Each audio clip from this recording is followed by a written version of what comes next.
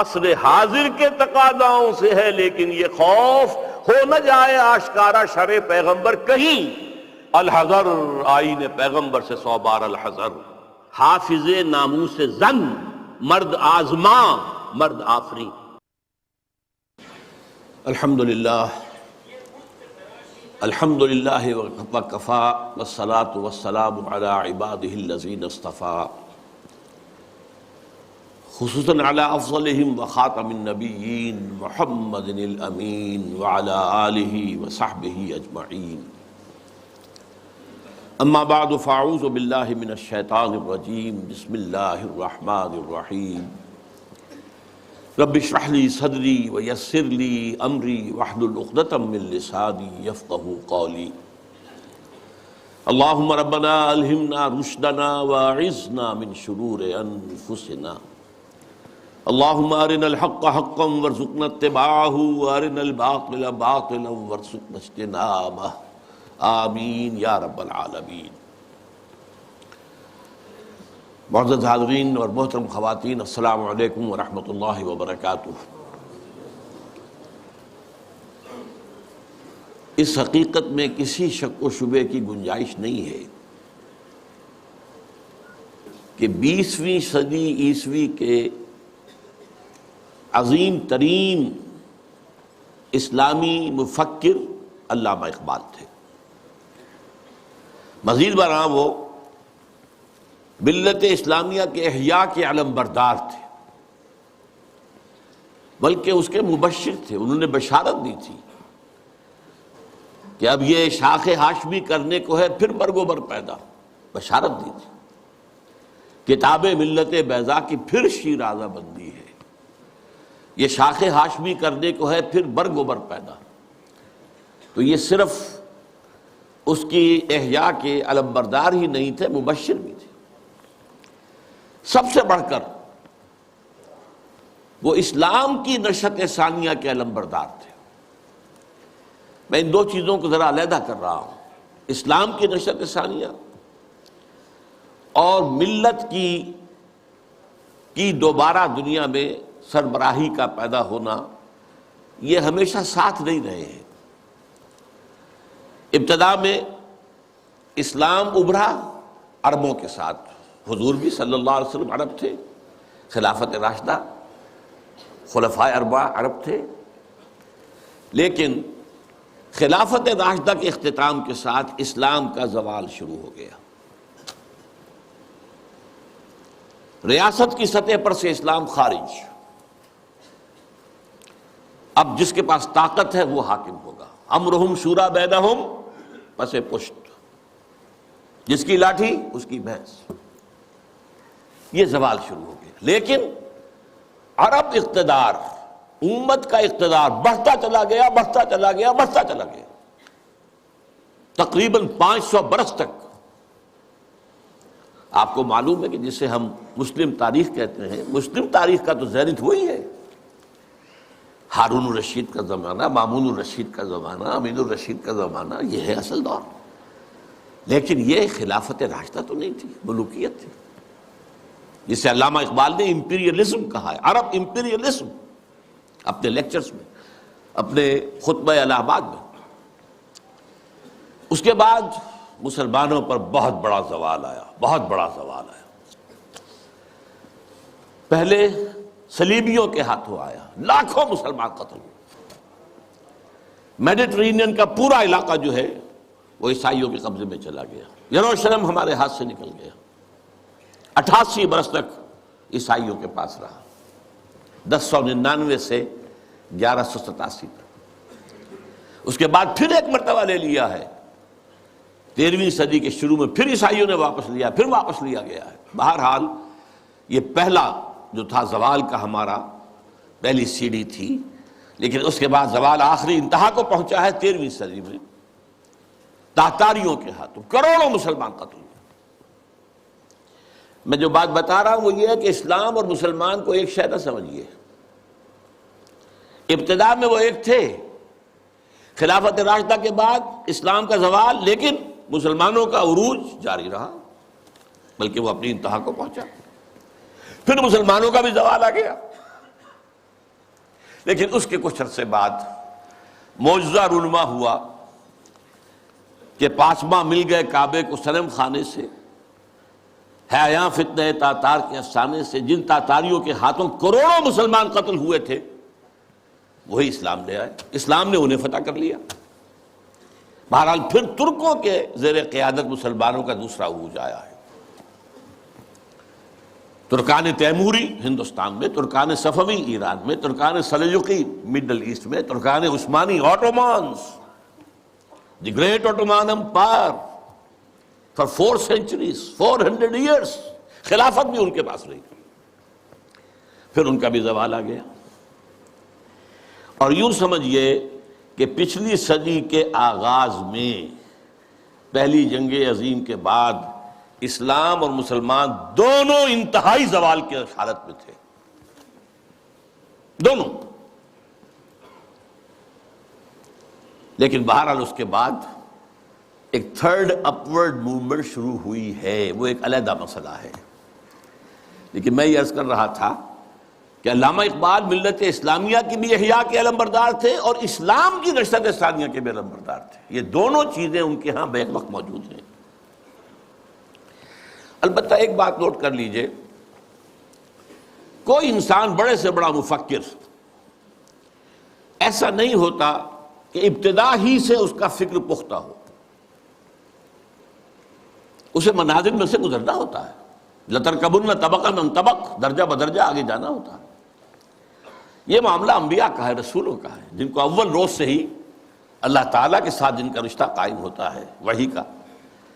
لیکن غیر نبی کوئی بھی بڑے سے بڑا انسان، چنانچہ علامہ اقبال کی زندگی کے بھی 4 ادوار کا میں ذکر کرنا چاہتا ہوں۔ 1894-95 سے انہوں نے شعر کہنے شروع کیے یہیں شہر لاہور میں، اس سے لے کر 1905 تک، یہ 10 سال لگ بھگ بنتے ہیں، وہ ایسے ہی ایک شاعر تھے جیسے بہت دوسرے شاعر ہوتے ہیں، بس یہ کہ اس میں فنی طور پر کچھ ان کا پڑھا بھاری ہوگا بعض اعتبارات سے، لیکن وہی عشق و محبت کی باتیں اور وہی ہجر اور وصال کے قصے اور وہی گل و بلبل کی داستانیں، کی گود میں بلی دیکھ کر، یہ اس قسم کے مضامین۔ اور اس کے ساتھ اس وقت وہ ایک انڈین نیشنلزم کے بھی علمبردار بن کے سامنے آئے۔ ایک نیا شوالہ اس دیش میں بسائیں، گویا کہ ہندوستان مسلمان، ہندو اور مسلمان مل کر کوئی ایک معبد تعبیر کرے۔ شاید یہ صدائے بازگشت تھی اکبر کے فلسفہ دین الہی کی، یا پھر اس کے بعد راجہ رام موہن رائے کا جو مجلس ایزدی تھی، برہمو سماج، ایک نیا شوالہ اس دیش میں بسا۔ اور اس میں سے یہ بھی ہے ترانہ ہندی، سارے جہاں سے اچھا ہندوستاں ہمارا، ہم بلبلیں ہیں اس کی، وہ گلستاں ہمارا، وغیرہ وغیرہ۔ یہ 2 نکات میں نے آپ کے سامنے نوٹ کیے ہیں۔ یہ ہے 1905 تک کا معاملہ۔ 1905 سے لے کر 1908 تک 3 برس علامہ اقبال نے یورپ میں گزارے ہیں، برطانیہ میں اور جرمنی میں۔ اس دور میں ان کے اندر ایک عظیم انقلاب برپا ہوا ہے۔ وہ انقلاب کیا تھا؟ ایک انہی کا مصرع جو ہے بورو کر رہا ہوں، مسلمان کو مسلمان کر دیا طوفان مغرب نے۔ اقبال جب یورپ گیا تھا اتنا مسلمان نہیں تھا جتنا کہ وہاں جا کر مسلمان ہوا ہے۔ یہ ایک بڑا نیچرل ریئیکشن ہوتا ہے اگر کسی شخص کی ابتدائی اور بنیادی تربیت کے اندر دین کا عنصر موجود ہو، جیسا کہ علامہ اقبال کے ہاں تھا۔ ان کی والدہ ایک بہت نیک سیرت مسلمان خاتون، ان کے والد ایک صوفی منش بزرگ، پھر ان کے استاد علامہ میر حسن، یہ ان کی شخصیت کے جو ابتدائی جو کردار سازی کا دور ہوتا ہے اس کے اندر اہم ترین جو ہیں عوامل تھے۔ پھر جو کچھ ہوا، لاہور میں آئے، گورنمنٹ کالج میں رہے بھی کیا، یہاں پر رہے، وہ کچھ دور اور تھا۔ لیکن انگلستان جاتے تو معلوم ہوتا ہے کہ شعلہ بھڑک اٹھا، مسلمان کو مسلمان کر دیا طوفان مغرب نے۔ پھر وہاں کے فلسفے، فکر، نظریات اس کا جو مطالعہ کیا تو اس میں خود اپنی کیفیت کو بیان کیا ہے کہ عذاب دانش حاضر سے باخبر ہوں میں کہ میں اس آگ میں ڈالا گیا ہوں مثل خلیل علیہ الصلوۃ والسلام، کہ جیسے حضرت ابراہیم کو نمرود کی آگ میں ڈال دیا گیا تھا، مجھے بھی اس آگ میں جھونک دیا گیا۔ یہ تو آگ ہے، یہاں یہ تو عذاب کا ہے، عذاب دانش افرگ، لادینیت، الحاد، یہ ساری چیزیں جو ہے رگ و پے میں سرایت کیے ہوئے یہاں پر۔ لہذا عذاب دانش حاضر سے باخبر ہوں میں کہ میں اس آگ میں ڈالا گیا ہوں مثل خلیل۔ اللہ نے حضرت ابراہیم کو بھی وہاں سے زندہ و سلامت نکال لیا تھا۔ علامہ اقبال بھی وہاں سے جب آئے ہیں تو ایک مومن کا ذہن اور فکر لے کر آئے ہیں، مومن کا دل لے کر آئے ہیں۔ اس وقت کی ان کی جو ایکویٹی آف ویژن تھی اس کا اندازہ کیجئے، 1905 سے 8 تک کے حالات، اور انہوں نے مشاہدہ کر لیا تھا کہ فرنگ کی رگے جہاں پنجے یہود میں ہے۔ اور بھی بہت لوگ جاتے آتے تھے، انگلستان جاتے تھے، کسی نے دیکھا؟ یہ دیکھنے والوں ہی کو دکھائی دیتا ہے، صاحب بصیرت لوگوں ہی کو۔ تو علامہ اقبال بہت بڑے سیر تھے، دیکھنے والے تھے، ایک تو حال کا مشاہدہ گہرا اور ایک مستقبل کے بارے میں بھی۔ ان کی نگاہیں بہت تیز تھیں، گاہ میری نگاہ تیز چیر گئی دل وجود۔ اس کے بعد سن 8 سے 1938 تک 30 برس، اب یہ ہے ان کا وہ دور جس میں اگرچہ انہوں نے شاعری کو جاری رکھا ہے، شاعری کی ہے، لیکن ساتھ ہی یہ بھی کہا ہے مرا یاراں غزل خانے شمردند، مجھے خامخواہ لوگوں نے شاعر سمجھ لیا ہے، غزل خاں سمجھ لیا ہے، اور شکوہ کیا ہے کہ ہر کسے از ظن خود شد یاد من وز درون من نجست اسرار من۔ میرے بہت سے دوست بنے ہوئے ہیں، عقیدت مند ہیں، آتے ہیں، سب کچھ ہے، لیکن کوئی میرے اندر جھانک کر نہیں دیکھتا کہ اس کے اندر ہے کیا، وہ کیا چیز ہے جو مجھے بے چین کیے ہوئے، اس سے کسی کو دلچسپی ہی نہیں ہے۔ یہ جو دور ہے 30 برس کا، میرے نزدیک اس میں اقبال کی سب سے بڑی حیثیت یہ ہے کہ وہ قرآن مجید کا اس دور کا سب سے بڑا شارح ہے۔ میں لفظ تفسیر استعمال نہیں کر رہا، وہ ایک ٹیکنیکل ٹرم ہو جائے گی۔ شارح اقبال قرآن، اور ساتھ ہی سب سے بڑا داعی ہے۔ میرے علم میں نہیں ہے کہ کسی اور شخص نے اس شد و مت کے ساتھ مسلمانوں کو قرآن کی طرف دعوت دی ہو کہ لوٹو قرآن کی طرف۔ سادہ ترین الفاظ میں، وہ زمانے میں معزز تھے مسلمان ہو کر اور تم خار ہوئے تاریک قرآن ہو کر، اے چو شبنم بر زمیں افتندئی در بغل داری کتاب زندئی۔ اے وہ قوم جو شبنم کی طرح زمین پر پڑی ہوئی ہے اور لوگ اسے اپنے قدموں سے توڑ رہے ہیں، پامال کر رہے ہیں، ہوش میں آ، تیرے پاس وہ کتاب زندہ موجود ہے۔ جیسے حضرت موسیٰ علیہ السلام کے پاس بھی عصا تو تھا، لیکن جب دربار میں جب وہ مقابلہ ہو رہا تھا اور جادوگروں نے اپنی رسیاں پھینکی، وہ بھی سانپ بن گئے، تو حضرت موسیٰ کے دل میں بھی خوف آ گیا۔ فَأَوْجَسَ فِي نَفْسِهِ خِیفَةً موسیٰ، یہ بربنائے طبع بشری ہے۔ اس طرح کی چیز کا معاملہ انبیاء کی عصمت کے منافی نہیں ہے، بربنائے طبع بشری، کہ میرا معجزہ بھی تو یہی تھا نا جو اللہ نے دیا تھا کہ میرا عصا جو ہے وہ اژدہا بن گیا، یہ تو انہوں نے سانپ بنا دیے، اب کیا ہوگا؟ تالی پٹ جائے گی۔ اب تو مجمع خود کہا تھا کہ جمع کرو لوگوں کو۔ اس وقت اللہ نے فرمایا جو تیرے ہاتھ میں اسے پھینکو، ذرا ڈالو تو صحیح، دیکھو تو صحیح، ڈرو نہیں۔ وہ جب ڈالا ہے اور اس نے وہ سارے ہڑپ کر لیے، اس جو بنا وہ اژدہا، وہ جو جتنی بھی بنی تھی وہ بظاہری وہ سانپ، وہ سب کے سب ہڑپ کے اب سجدے میں گر پڑے ساجدوں کر، القی السحرۃ ساجدین۔ اسی طرح یہ امت آج اگرچہ موجود ہے، عصائے موسوی بغل میں ہے، سانپوں سے ڈر رہے ہیں۔ در بغل داری کتاب زندئی، اے تو شبنم بر زمیں افتندئی۔ میں تفصیل میں نہیں جا سکتا، میری ایک کتاب ہے علامہ اقبال اور ہم، اس میں میں نے تفصیل سے علامہ اقبال کے شارح قرآن ہونے کے اعتبار سے میں نے انہیں رومی ثانی قرار دیا۔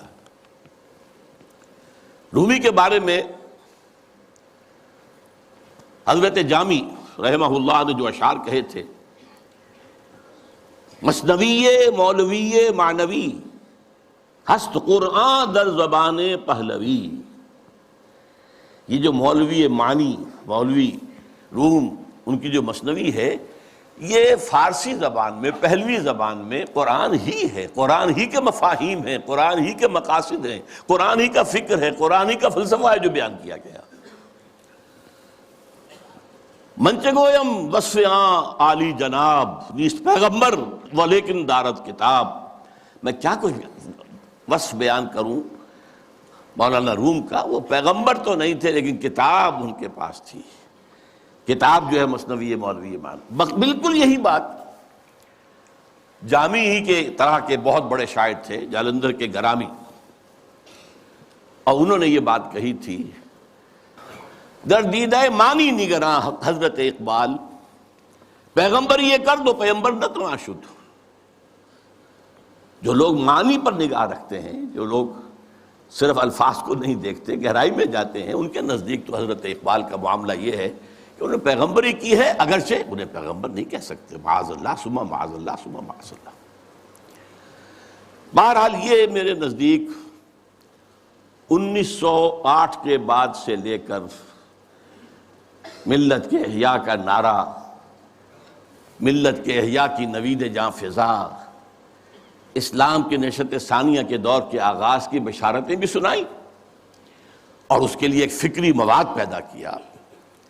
مغربی فکر پر تنقید کی، زوردار تنقید کی، ان کی سیاست پر تنقید کی. انسانی حاکمیت کہاں سے لے آئے ہو؟ سروری زیبا فقط اس ذات بے ہمتا کو ہے، حکمراں ہے ایک وہی باقی بتان آزری. حاکمیت تو صرف اللہ کو ہے، کسی کو یہ حق حاصل نہیں. اللہ کی حاکمیت، انسانی حاکمیت چاہے فرد واحد کی ہو، فرعون ہو، نمرود ہو، تو جتنی بڑی نجاست کا ایک بہت بڑا، یوں سمجھئے کہ بہت بڑی گانٹھ جو ہے کسی کے سر پر رکھ دی گئی ہے، ٹنوں، وہ اگر ایک ایک ماشا کر کے سب میں بانٹ دی جائے گی تب بھی تو نجاست ہی رہے گی. انسانی حاکمیت کا تصور جو ہے وہ نجاست ہے، وہ کفر ہے، وہ شرک ہے. توحید کیا ہے؟ اللہ کی حاکمیت. معیشت پر جو ان کا نظام ہے، جس طریقے سے انہوں نے مغربی معیشت کے تار و پود بکھیرے ہیں، جس طریقے سے کہ جو یہ بینکنگ سسٹم پر انہوں نے کہا ہے، ای ملوک ای فکر چالاک یہود. یہ بینک کیا ہیں؟ یہ یہودیوں کے دھوکہ دینے والی فکر کا نتیجہ ہے. نور حق از سینہ آدم ربود، آدم کے دل سے، آدم کے سینے سے وہ نور حق جو ہے، وہ جو نفخت فیہ من روحی، وہ جو روحانی عنصر ہے انسان کا، جس کا محل قلب ہے، اس کو نکال باہر کیا. اور ذرا غور کیجئے، حیرت ہوتی ہے جذبات کی شدت. تا تہو بالا نہ گردہ دی نظام، دانش و تہذیب و دین سودائے خام. جب تک یہ بینکوں کا نظام تلپٹ نہیں کیا جاتا، جڑ سے اکھاڑ کر نہیں پھینکا جاتا، کہاں کی دانش، کہاں کی تہذیب اور کہاں کا دین؟ اندازہ کیجیے. عرض کیجئے جوہر اندیشہ کی گرمی کہاں، کچھ خیال آیا تھا، وحشت کا کہ صحرا جل اٹھا. پھر وطنیت، نیشن سٹیٹ کا تصور. ان تازہ خداؤں میں بڑا سب سے وطن ہے. اس دور میں میں اور ہے، جام اور ہے، جم اور. ساقی نے بنا کی روش لطف و ستم اور. مسلم نے بھی تعمیر کیا اپنا حرم اور. تہذیب کے آذر نے ترشوائے صنم اور، نئے نئے بت. ان تازہ خداؤں میں بڑا سب سے وطن ہے، جو پیرہن اس کا ہے وہ مذہب کا کفن ہے. نظارہ دیرینہ زمانے کو دکھا دے، اے مصطفی خاک میں اس بت کو ملا دے. اسلام تیرا دیس ہے، تو مصطفی ہے، بازو تیرا توحید کی قوت سے قوی ہے. اب یہ تصورات سے اندازہ کیجیے، یہ کوئی شاعری کے مضامین ہے؟ یہ وصل و ہجر کی باتیں ہو رہی ہے؟ کیا ہو رہا ہے؟ یا محبوب کے لب لعلین کی کا کوئی تذکرہ ہو رہا ہے، یا اس کے وہ گیسوؤں کی کوئی؟ یہ تو بات ہی کچھ اور ہے، یہ شاعری تو نہیں. نغمہ کجا و من کجا، ساز سخن بہانہ ایست. سوئے قطار می کشم ناقہ بے زمام را. یہ امت جو بکھر گئی ہے، یہ لوگ، فکری انتشار ہے، عملی انتشار ہے، فقہی انتشار ہے، نہ معلوم کیسے کیسے انتشار ہیں. انہیں سب کو پھر ایک لائن میں لا کر، ایک قطار میں لا کر ایک قافلے کی شکل دینا چاہتا ہوں. اس کے لیے میں نے شاعری کو اپنا ذریعہ بنایا ہے. اس میں سے بھی جو میں نے آپ کو 30 سال گنوائے ہیں، 8 سے لے کر اور 38 تک، 1908 سے 1938، آخری 8 سال بہت اہم ہے، بہت اہم ہے، بہت اہم. 37 تا 38، اس میں جو ان کے کارنامے ہیں، ان میں سب سے بڑا کارنامہ نوٹ کر لیجئے، مسلم لیگ کی تحریک میں احیاء اسلام کا انجیکشن لگانا. مسلم لیگ 1906 میں قائم ہوئی ڈھاکہ میں. اس میں نہ شامل تھے محمد علی جناح، میں ان کا نام اس لیے لے رہا ہوں، قائد اعظم نہیں کہہ رہا، اس وقت وہ قائد اعظم نہیں تھے. نہ علامہ اقبال، علامہ اقبال تو تھے ہی نہیں، وہ یورپ میں تھے. لیکن یہ کہ مسٹر جناح موجود تھے ہندوستان میں، لیکن وہ کانگریس کے رکن تھے، دادا بھائی نوروجی کے سیکرٹری تھے، مسلم لیگ میں نہیں آئے. بڑی مشکل سے کہنے سننے سے مولانا محمد علی جوہر کے وہ مسلم لیگ میں آئے، لیکن پھر بھی اپنی ڈوئل ممبرشپ برقرار رکھی، کانگریس کی بھی اور مسلم لیگ کی بھی، اور سر توڑ کوشش کی ہے. اس وقت تک یوں سمجھیے کہ جو 24 برس ہیں، 6 سے لے کے 30 تک، مسلم لیگ کی حیثیت جو ہے، نمبر ایک تو یہ کوئی عوامی جماعت تھی ہی نہیں. اگر موقع ملا تو میں قائد اعظم کا بھی ایک قول اس میں نقل کروں گا. یہ ایک بس ادارہ سا تھا، کچھ بڑے ایلیٹ مسلمانوں کے، کچھ نواب زادے، کچھ جاگیردار، کچھ اور اسی اعتبار سے نمایاں لوگوں کا بس ایک انجمن تھی. اور اس کی کوشش ساری صرف یہ تھی کہ کوئی ایسا فارمولہ طے ہو جائے ہندوؤں اور مسلمانوں کے مابین کہ اگر ہندوستان ایک وحدت کی حیثیت سے آزاد ہو اور یہاں پر جدید دور کے مطابق جو ہے ون مین ون ووٹ کے حوالے سے حکومتیں بننی شروع ہوں، تو ایسا نہ ہو کہ مسلم اقلیت جو ہے وہ ہندوؤں کی اکثریت کے تلے پس کر رہ جائے. ان کا تشخص برقرار رہنا چاہیے، ان کی حقوق برقرار رہنے چاہیے، ان کی کوئی ضمانت ہونی چاہیے. بلکہ اندیشہ یہ تھا کہ وہ ہندو اپنی 800 سالہ غلامی کا انتقام لیں گے ہم سے، یہ خوف بھی تھا. اس کو میں نیگیٹو ایلیمنٹ کہتا ہوں، یہ تحریک مسلم لیگ کا نیگیٹو ایسپیکٹ تھا. لیکن اور اس میں جان لیجئے کہ سب سے بڑا رول پلے کر رہا تھا محمد علی جناح، جسے کہا گیا تھا اتحاد کا سفیر، اور یہ ہندو ہیں دینے والے ان کو یہ خطاب. سر توڑ کوشش کی ہے، آخر مایوس ہو گیا. اس نے سیاست سے کنارہ کشی اختیار کی، انگلستان جا کر کوٹھی خریدی، لیگل پریکٹس شروع کر دی اور وہاں بیٹھ. ان کے اس عرصے میں 37 میں خطبہ الہ آباد دیا علامہ اقبال نے. یہ خطبہ ہے میرے نزدیک ٹرننگ پوائنٹ، کہ اس سے پہلے اگرچہ علامہ اقبال اپنی شاعری میں اسلام کے دوبارہ زندہ ہونے کی نوید سنا چکے تھے اور خبر دے رہے تھے کہ کتاب ملت بیضا کی پھر شیرازہ بندی ہے، اشاق ہاشمی کرنے کو ہے پھر برگ و بر پیدا، سبق پھر پڑھ صداقت کا، شجاعت کا، عدالت کا، لیا جائے گا تو اس سے کام دنیا کی امامت کا، اور نکل کے صحرا سے جس نے روما کی سلطنت کو الٹ دیا تھا، سنا ہی میں قدسیوں سے میں نے کہ شیر پھر ہوشیار ہوگا، وغیرہ وغیرہ. تو ایک سور تو اقبال پھونک چکا تھا. جو بھی تعلیم یافتہ لوگ تھے ہندوستان میں مسلمان، خاص طور پر شمالی ہند میں زیادہ، لیکن حیدرآباد دکن میں بھی بہت ہی اس کا گہرا اثر تھا. لیکن یہاں آ کر اب مسلم لیگ کے صدر کی حیثیت سے انہوں نے انجیکشن لگایا. وہ انجیکشن کیا تھا؟ نمبر ایک، مسلمان ایک علیحدہ قوم ہیں، قومیت کی کسی بھی تعریف پر پورے اترتے. یہ ان کا فلسفیانہ حصہ ہے اس خطبے کا. لیکن جس چیز کو میں کہہ رہا ہوں ٹرننگ پوائنٹ، انہوں نے کہا یہ ڈیسٹنی ہے، یہ تقدیر مبرم ہے کہ ہندوستان کے شمال مغرب میں ایک مسلم ریاست قائم ہوگی. It was not a proposal, it was a prophecy, destiny. Number ایک. نمبر دو، اور اگر ایسا ہو گیا تو ہمیں موقع مل جائے گا کہ اسلام کے تابناک چہرے پر جو بدنما داغ اور دھبے آ گئے تھے، عرب ملوکیت کے دور میں، لفظ کیا ہے؟ عرب امپیریلزم. یہ بنو امیہ کا دور، یہ بنو عباس کا دور، پھر ترکان عثمانی کے دور، یہ بادشاہتیں تھیں. اس میں خلافت کا تو سوال نہیں، نام خلافت کا رہا، خلفائے بنو امیہ اور خلفائے بنی عباس اور خلفائے بنو عثمان وغیرہ، آل عثمان. اب اس دور میں جو نقشہ اسلام کا آیا ہے دنیا کے سامنے، وہ ظاہر رہا بہت بدنما ہے، بہت داغدار ہے. اگر ہمیں آزاد ایک مسلمان ریاست مل جاتی ہے، ہمیں موقع مل جائے گا کہ ان بدنما داغوں اور دھبوں کو ہٹا کر دھو کر صحیح اسلام کا ایک نقشہ پوری دنیا کے سامنے پیش کریں. یہ ہے پازیٹیو انجیکشن.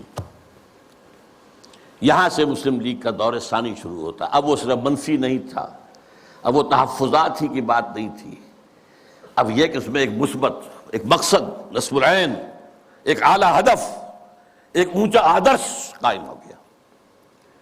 اس زمانے میں اسم اکرام صاحب جو ہیں، جن کی مشہور کتابیں ہیں روض کوثر، موج کوثر، آب کوثر، بہت ہی بڑے پڑھے لکھے آدمی تھے. اس زمانے میں آکسفورڈ میں پڑھتے تھے. قائد اعظم سے ملاقات کے لیے گئے اور کہا آپ کیوں چھوڑ کر آ گئے ہندوستان کو؟ ہندوستان کے مسلمانوں کو آپ کی قیادت کی ضرورت ہے. میں حیران ہو گیا ان کے دو جملے پڑھ کر. ہندوز آر انکورجیبل، ہندو ناقابل اصلاح ہے. میں نے سر توڑ کوشش کر کے دیکھ لی، وہ کوئی عقل کی بات سننے کو تیار نہیں. ہندوز آر انکورجیبل. اور مسلمانوں کا حال یہ ہے کہ ان کا بڑے سے بڑا لیڈر جو بات مجھ سے صبح کہتا ہے، شام کو جا کر وہ اپنی سطح کے مطابق یا ڈپٹی کمشنر سے یا گورنر سے کہہ دیتا ہے. تو ایسی قوم کی رہنمائی میں کیسے کروں؟ لیکن پھر یہ اقبال ہے جو میدان میں آیا ہے. 1932 کی گول بیس کانفرنس میں شرکت کے لیے علامہ اقبال لندن گئے. محمد علی جناح اس میں شریک نہیں تھے کیونکہ وہ تو سیاست چھوڑ چکے تھے. اس موقع پر محمد علی جناح سے ملاقاتیں کی ہیں علامہ اقبال نے، اور یہی مثبت انجیکشن ان کو لگایا. تو وہی انجیکشن جو ہے اقبال نے مسلم لیگ میں بحیثیت مسلم لیگ 1930 میں لگایا اور محمد علی جناح کے جسم میں 1932 میں لگایا. اور اس نے جناح کی قلب ماہیت کر دی، جناح کو بدل کر رکھ دیا. اور میں اسے کہا کرتا ہوں کہ جیسے مولانا روم کہتے ہیں، مولوی ہرگز نہ شد مولائے روم، تا غلام شمس تبریز نہ شد. شمس تبریز کی ملاقات سے پہلے میں مولوی تھا. مولوی، مجھے جو مولائے روم بننے کی سعادت حاصل ہو گئی ہے، یہ تو شمس تبریز کی صحبت. مولوی ہرگز نہ شد مولائے روم، تا غلام شمس تبریز نہ شد. اسی طرح محمد علی جناح کبھی قائد اعظم نہیں بن سکتا تھا اگر اقبال نے اس کے اندر یہ انجیکشن نہ لگایا ہوتا. میں اس کے ثبوت کے لیے چاہتا ہوں ذرا یہ ایک میں کوٹیشن دے رہا ہوں. 21 اپریل 1932 کو جب علامہ کا انتقال ہوا ہے تو اس وقت جو ہے ایک بہت بڑی پبلک جلسہ جو ہے ہو رہا تھا کلکتہ میں. وہاں عین جلسے کی حالت میں خبر پہنچی تو اخبار نے یہ لکھا، جو میرے پاس کوٹیشن ہے، دی نیشنز وائس نامی کتاب سے یہ چیزیں میں نے لی ہیں، کہ یہ جلسہ جو ہے قائد اعظم کی تقریر نے اس کے اندر وہ رنگ پیدا کیا کہ وہ سارا سیاسی معاملات جو زیر غور تھے ختم ہو گئے، صرف ایک کانڈولنس میٹنگ بن کر رہ گئی. تعزیت اجلاس. الفاظ سنیے، میں سارا نہیں سنا سکتا، صرف چند جملے. Mr. M. A. Jinnah said that the sorrowful news of the death of Sir Muhammad Iqbal had plunged the world of Islam in gloom and mourning. Sir Muhammad Iqbal was undoubtedly one of the greatest poets, philosophers and seers of human history. Seers, دیکھنے والا، پیش بینی کرنے والا، آنے والے حالات کو دیکھ لینے والا. To me, he was a personal friend, philosopher, and guide, and as such, the main source of my inspiration and spiritual support. یہ کون کہہ رہا ہے؟ محمد علی جناح. وہ کوئی اس طرح کا آدمی نہیں تھا کہ جو لفاظی کرتا ہو، وہ ایک ایک لفظ جانچ کر تول کر بولنے والا شخص ہے، اس نے یہ کہا ہے. اور اس سے بھی آگے کی بات سن لیجئے. If I live to see the ideal of Muslim state being achieved in India, and then if I were offered to make a choice between the works of Iqbal and the rulership of that Muslim state, I would prefer the former. اگر ہم پاکستان حاصل کر سکے اور اس میں اگر موقع آیا اور مجھ سے کہا گیا کہ اب آپ کے پاس دو چوائسز ہے، یا علامہ اقبال کے کلام کو قبول کر لیجئے اور یا اس ملک کی حکمرانی، تو میں علامہ اقبال کے کلام کو ترجیح دوں گا. پھر میں عرض کر رہا ہوں، یہ الفاظ کس کے ہیں؟ قائد اعظم کے. بلکہ ایک اور میں اس کو آپ کو سنانا چاہتا ہوں، ایک جملہ اور. In April 1936, I thought transforming the Muslim League, which was then only an academical institution, into a parliament of the Muslims of India. From that time to the end of his life, he, yani Iqbal, continued, he continued, Qaid Azam ne kaha, he continued, Iqbal stood as a rock by him. He was not only a great poet who had a permanent place in the history of the world's best literature, but he was also a very dynamic personality. بہرحال یہ پہلی بات تھی جو میں نے گنوائی ہے. دوسری بات جو نگاہوں سے بالکل پوشیدہ ہے، یہ بات بھی خفی ہے. اقبال کا انفلوئنس قائد اعظم پر یہ لوگوں کے ذہنوں میں نہیں ہے، جس کو میں چاہتا ہوں کہ واقعتاً سمجھا جائے، تاریخ کے آئینے میں دیکھا جائے. دوسری بات جو بالکل ہی خفی ہے، سن 32 سے 35 تک علامہ ایک ایسی جماعت قائم کرنے کی کوشش کرتے رہے جو اسلام کے احیاء اور اسلام کی نشت ثانیہ کا کام کر سکے.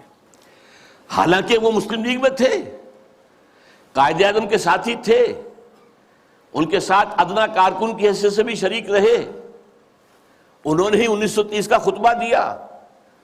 لیکن وہ یہ محسوس کرتے تھے اور صحیح محسوس کرتے تھے کہ مسلم لیگ کی تحریک کے نتیجے میں ایک مسلم قومی ریاست تو قائم ہو سکتی ہے، اسلامی ریاست قائم نہیں ہو سکتی.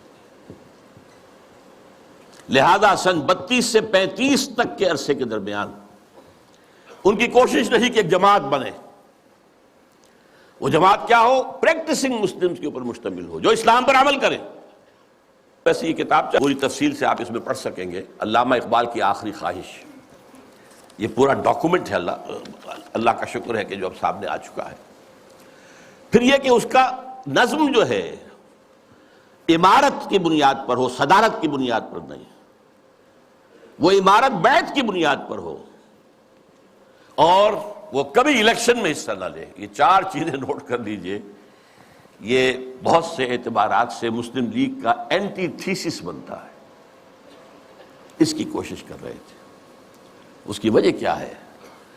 وہ بات جو بعد میں علامہ کے انتقال کے 2 سال بعد مولانا مودودی نے کہی ہے 1940 میں اسٹریچی ہال علی گڑھ یونیورسٹی میں، جو ایک کتاب کی شکل میں شائع ہوتی ہے، اسلامی حکومت کیسے قائم ہوتی ہے. مین تھیم یہی تھا کہ مسلمانوں کی ایک قومی تحریک کی بنیاد پر ایک قومی ریاست تو وجود میں آ سکتی ہے، اسلامی نہیں آ سکتی. اس میں ہر طرح کا آدمی آ سکتا ہے، ہر کردار کا آدمی آ سکتا ہے، ہر شخص آ سکتا ہے، نمازی ہے یا نہیں ہے، روزہ رکھتا ہے یا نہیں رکھتا ہے، شاعر اسلام سے تعلق ہے یا نہیں ہے، قادیانی ہے یا کوئی اور ہے، کچھ ہو، کوئی بھی ہو، نام مسلمان کا ہونا چاہیے. مسلم لیگ کا تو معاملہ یہ تھا. اس سے ظاہر بات ہے اسلامی ریاست قائم نہیں ہو سکتی. یہ بات علامہ اقبال کے دل کی بات ہے. مولانا مودودی کو بلانے والے دکن سے علامہ اقبال تھے. مسلم نیشن ہوڈ کی بات جو 1930 میں علامہ اقبال نے کی تھی اپنے خطبے میں، اسے نہایت سلیس پیرائے کے اندر واضح کرنے والے علامہ مولانا مودودی تھے، مسئلہ قومیت کے نام سے۔ اسی آخری دنوں میں یہ جو نظمیں ان کی آئی ہیں جو 1935 کے بعد کہی گئی ہیں اور جو ان کی زندگی میں شائع بھی نہیں ہوئی، یہ ان کے زندگی بھر کے سوچ کا نچوڑ ہے۔ ظاہر بات ہے، جو میں نے کہا تھا کہ مفکر ہو، فلسفی ہو، اس کے فکر میں ارتقا ہوتا ہے، ارتقا ہوتے ہوتے وہ اپنی انتہا کو پہنچتا ہے۔ لہٰذا اقبال کے فکر کا ارتقا جو ہے وہ ان نظموں میں ہے کہ جو ان کے انتقال کے بعد شائع ہوئی ہیں، ارمغان حجاز ان کی زندگی میں شائع نہیں ہو سکی، چونکہ اس وقت تک اردو کی نظمیں تھیں بہت کم، علیحدہ کتابی شکل میں نہیں شائع کی گئی، بلکہ فارسی کے ساتھ ہی ملا کر اس کو فارسی اردو جمع کر کے شائع کیا گیا۔ اور دوسرے، جیسا کہ میں نے عرض کیا، انہوں نے ایک نئی جماعت کا جو ہے تصور پیش کیا اور کوشش کی کہ وہ قائم ہو جائے۔ میں ایک چھوٹا سا نکتہ اور کہ میں نے اپنے لیے ایک لقب اختیار کیا ہے، یکے از رگ ہائے ساز اقبال۔ اس کا پس منظر کیا ہے؟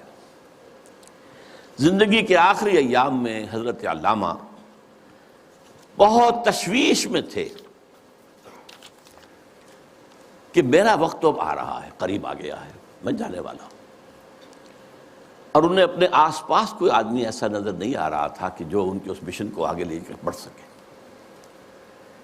میں قرآن مجید میں جب غور کرتا ہوں تو معلوم ہوتا ہے جو حضرت زکریا کی کیفیت تھی، جبکہ انہوں نے دعا کی اللہ سے، اللہ مجھے بیٹا عطا کر دے، میں اب بوڑھا ہو گیا ہوں، وَإِنِّي خِفْتُ الْمَوَالِيَ مِنْ وَرَائِي، اب میں جو موالی ہیں، میرے آس پاس ہیں، ارد گرد لوگ ہیں، رشتہ دار ہیں، ان سے تو مجھے اندیشہ ہے کہ وہ اس راستے پر نہیں چل پائیں گے۔ فَهَبْ لِي مِن لَّدُنْكَ وَلِيًّا، مجھے کوئی ولی عطا کر دے۔ اللہ نے پھر حضرت یحییٰ کی بشارت دی۔ یہ تشویش تھی جو علامہ اقبال کے ذہن میں تھی۔ آخری دنوں کے ان کے دو اشعار بہت مشہور ہیں، سرود رفت باز آیت کے نایت، نسیم از حجاز آیت کے نایت، سرآمد روزگار این فقیر دیگر دانا راز آیت کے نایت۔ اچھا، دیگر دانا راز کے بارے میں ایک اور ان کی نظم جو ہے جو زبور عجم میں ہے، اس کا بھی مرکزی شعر یہی ہے۔ پہلا شعر بہت اہم ہے، اگرچہ میرے اس وقت کے موضوع سے متعلق نہیں ہے، لیکن میں اس کا ذکر کروں گا ضرور، اس لیے کہ علامہ کے بارے میں ایک عام غلط فہمی یہ ہے کہ وہ حضرت مہدی کے ظہور اور حضرت عیسیٰ کے نزول کے قائل نہیں تھے۔ ایسی بات غلط ہے۔ یہ زبور عجم کی نظم سنا رہا ہوں آپ کو۔ خضر وقت از خلوت دشت حجاز آید بروں، کارواں زی وادی دور و دراز آید بروں۔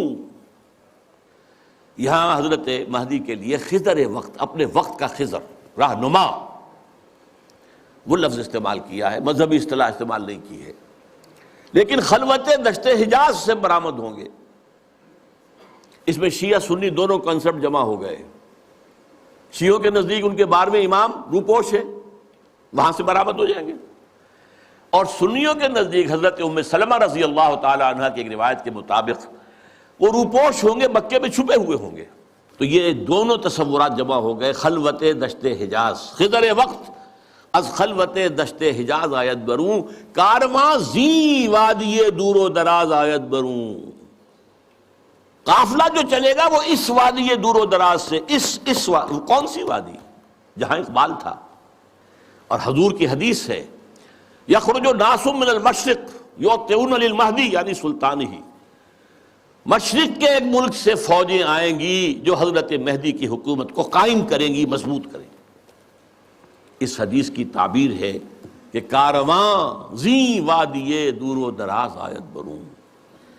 اب اس میں ایک درمیانی شعر بھی ہے، عمر حاضر کعبہ و بتخالہ می نالد حیات، تاز بزم عشق یک دانائے راز آیت بروں۔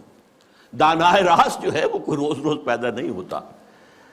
عمر ہا، نسل بعد نسل، حیات انسانی جو ہے کعبہ اور بت خانے میں نالا کرتی رہتی ہے، فریاد کرتی رہتی ہے، فغاں کرتی، تب کہیں جا کر کوئی ایک دانائے راز برآمد ہوتا۔ تو دانائے راز تو اب تک کوئی اور نہیں آیا ہے اقبال کے بعد۔ اللہ چاہے گا تو اب وجود میں آ جائے گا، ابھی تک تو نہیں آیا۔ البتہ اس نظم کے آخری شعر کے حوالے سے کس قدر پیارا شعر ہے، اس میں شعریت بھی اپنی انتہا کو ہے۔ چنگ را گیرے دست دستم کہ کارز دست رفت، نغمام خون گشت و از رگہائے ساز آیت بروں۔ اے لوگوں میرے ہاتھ سے یہ ساز لے لو، یہ ستار اب لے لو، میرے ہاتھ سے لے لو، میرے ہاتھ کا کام تو ہو چکا، میری انگلیوں نے اس میں ساز بھر دیا ہے، اس میں جو نغمہ ہے وہ بھر دیا ہے۔ نغمہ میرا نغمہ خون گشت، خون بن کر ان تاروں میں دوڑ رہا ہے جیسے انسانی رگوں کے اندر خون دوڑتا ہے۔ از رگہائے ساز آیت بروں، یہاں سے خود بخود باہر نکلے گا۔ چنانچہ بہت سے لوگوں نے، اللہ کا شکر ہے، کام کیا ہے۔ مرزا محمد منور صاحب بھی ہیں ہمارے جنہوں نے یہ کام کیا ہے، چودھری مظفر حسین صاحب بھی ہیں، اب ڈاکٹر فتح محمد ملک ہیں، اور لوگ بھی بہت سے ہیں۔ تو میں ان کو کہتا ہوں رگہائے ساز اقبال، لیکن میں نے خود اپنے لیے یہ لقب اختیار کیا ہے کہ یکے از رگہائے ساز اقبال، اقبال کے ساز کے تاروں میں سے ایک تار میں بھی ہوں۔ اب میں چاہتا ہوں کہ ذرا اس آخری جو نظم ہے ان کی زندگی کی، اور جس میں میرے نزدیک ان کا پیغام جو ہے امت مسلمہ کے نام، وہ جامعیت کے ساتھ آ گیا ہے، تمثیلی پیرائے میں۔ یہ ابلیس کی مجلس شورا ہے۔ اب میں حیران ہوتا ہوں کہ محسوس ہوتا ہے کہ آج کل کہیں یہ مجلس شورا جو ہے کہیں منعقد ہوئی ہے حال ہی میں، اور یہ 80 سال پہلے کی بات ہے۔ ابلیس صاحب جو ہیں صدر ہیں، ظاہر بات ہے اس اپنی مجلس شورا کے، وہ پہلے اوپننگ ایڈریس کر رہے ہیں، یہ عناصر کا پرانا کھیل یہ دنیائے دوں۔ یہ جو دنیا ہے یہ کیا ہے؟ عناصر کا پرانا کھیل ہے، ایلیمنٹس، سالمات، ایٹمز، انہی کی اکھیڑ پچھاڑ ہے نا جس کا یہ کھیل چل رہا ہے۔ یہ عناصر کا پرانا کھیل، یہ دنیا دوں کہتے ہیں پست کو، بہت گھٹیا، یہ گھٹیا دنیا جو ہے، یہ دنیا زمین۔ یہ لفظ جواب شکوہ میں اقبال نے بھی استعمال کیا ہے کہ شوخ و گستاخ یہ پستی کے مکین کیسے ہیں، یہ زمین کے رہنے والے کیسے شوخ اور گستاخ ہے، کس طریقے سے شکوہ کیا ہے اللہ سے۔ تو اسی طرح وہ ابلیس کہتا ہے یہ عناصر کا پرانا کھیل یہ دنیائے دوں۔ یہ عناصر کا پرانا کھیل، یہ میٹیریلزم کے جتنے بھی شعبے ہیں، جتنی بھی شاخیں ہیں، جتنے بھی گریڈز ہیں، اور ہندوستان میں چار واک ہے، جین مت ہے، بدھ مت ہے، اور سانکھ درشن، یہ سب اسی کے ہیں۔ یہ خالص میٹیریل کھیل ہے دنیا کا، اس سے آگے انہیں کچھ اور نظر نہیں آتا۔ دنیا کی حقیقت خالص مادہ ہے، مادے ہی کی بنیاد پر یہ دنیا ہے۔ ساکنان عرش اعظم کی تمناؤں کا خون، ساکنان عرش اعظم ملائکہ مقربین، ان کی تمناؤں کا خون ہو گیا۔ کیسے؟ جب اللہ نے کہا تھا وَإِذْ قَالَ رَبُّكَ لِلْمَلَائِكَةِ إِنِّي جَاعِلٌ فِي الْأَرْضِ خَلِيفَةً، تو فرشتوں نے ذرا استفہام کیا تھا نا، قَالُوا وَتَجْعَلُ فِيهَا مَن يُفْسِدُ فِيهَا وَيَسْفِكُ الدِّمَاءَ وَنَحْنُ نُسَبِّحُ بِحَمْدِكَ وَنُقَدِّسُ لَكَ۔ ہم تسبیح و تقدیس کے اندر لگے ہوئے ہیں، ہم خادمان، ہم حاضر ہیں، ہم سب کام کر رہے ہیں۔ ابلیس اس کو انٹرپریٹ کر رہا ہے کہ اصل میں وہ خود خواہش مند تھے خلافت کے، تو ان کی تمنا کا خون ہو گیا جبکہ آدم کو خلافت دے دی گئی۔ یہ عناصر کا پرانا کھیل یہ دنیائے دوں، ساکنان عرش اعظم کی تمناؤں کا خون، اس کی بربادی پہ آج آمادہ ہے وہ کارساز جس نے اس کا نام رکھا تھا جہان کاف و نو۔ یہ اللہ کے امر کن سے کائنات وجود میں آئی تھی نا۔ اچھا وہ اس کو نہیں مان رہا، وہ سراسر نام یہ رکھا گیا ہے، اب اللہ جانو، یہ اللہ ہی جانتا ہے کہ اس کے دماغ میں کیا خناس ہے، لیکن اللہ نے جو یہ کہا ہے کہ یہ کن سے بنایا ہے، کن فیکون۔ آج معلوم ہوتا ہے ابلیس کہتا ہے کہ اس کی بربادی پر خدا نے فیصلہ کر لیا ہے، جس نے اس کو بنایا تھا وہ اب اس کی بربادی کے در پہ ہے۔ اس کے دونوں معنی ہو سکتے ہیں، ایک تو یہ بھی کہ اسے محسوس ہو رہا ہے کہ قیامت اب قریب آ رہی ہے، یہ کھیل جو ہے اور یہ خیر و شر کی کشاکش ستیزہ کار رہا ہے ازل سے تا امروز، چراغ مصطفی سے شرار بولہبی، یہ جو ہے اب آخری اینڈ پہ آ رہا ہے اس ڈرامے کا۔ یہ ڈرامہ دکھائے گا کیا سین، پردہ اٹھنے کی منتظر ہے نگاہ۔ تو جیسے کہ یہ بات کہی گئی ہے کہ یہ ڈرامہ جو ہے اب ختم ہونے کو، اقبال نے بھی اس کو کہا ہے، دنیا کو ہے پھر مار کا روح و بدن پیش، تہذیب نے پھر اپنے درندوں کو ابھارا، اللہ کو پامر دیے مومن پہ بھروسہ، ابلیس کو یورپ کی مشینوں کا سہارا۔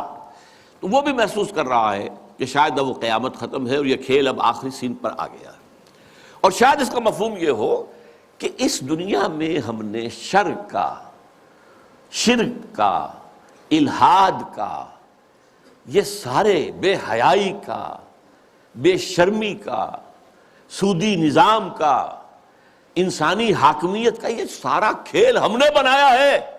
معلوم ہوتا ہے کہ یہ اب ختم ہونے پہ ہے، معلوم ہوتا ہے کہ یہ اب وہ جو کارساز ہے وہ اب اس کو آخری جو ہے اس مقابلے کے اندر ملیا بیٹ کر دینے کے در پہ ہے۔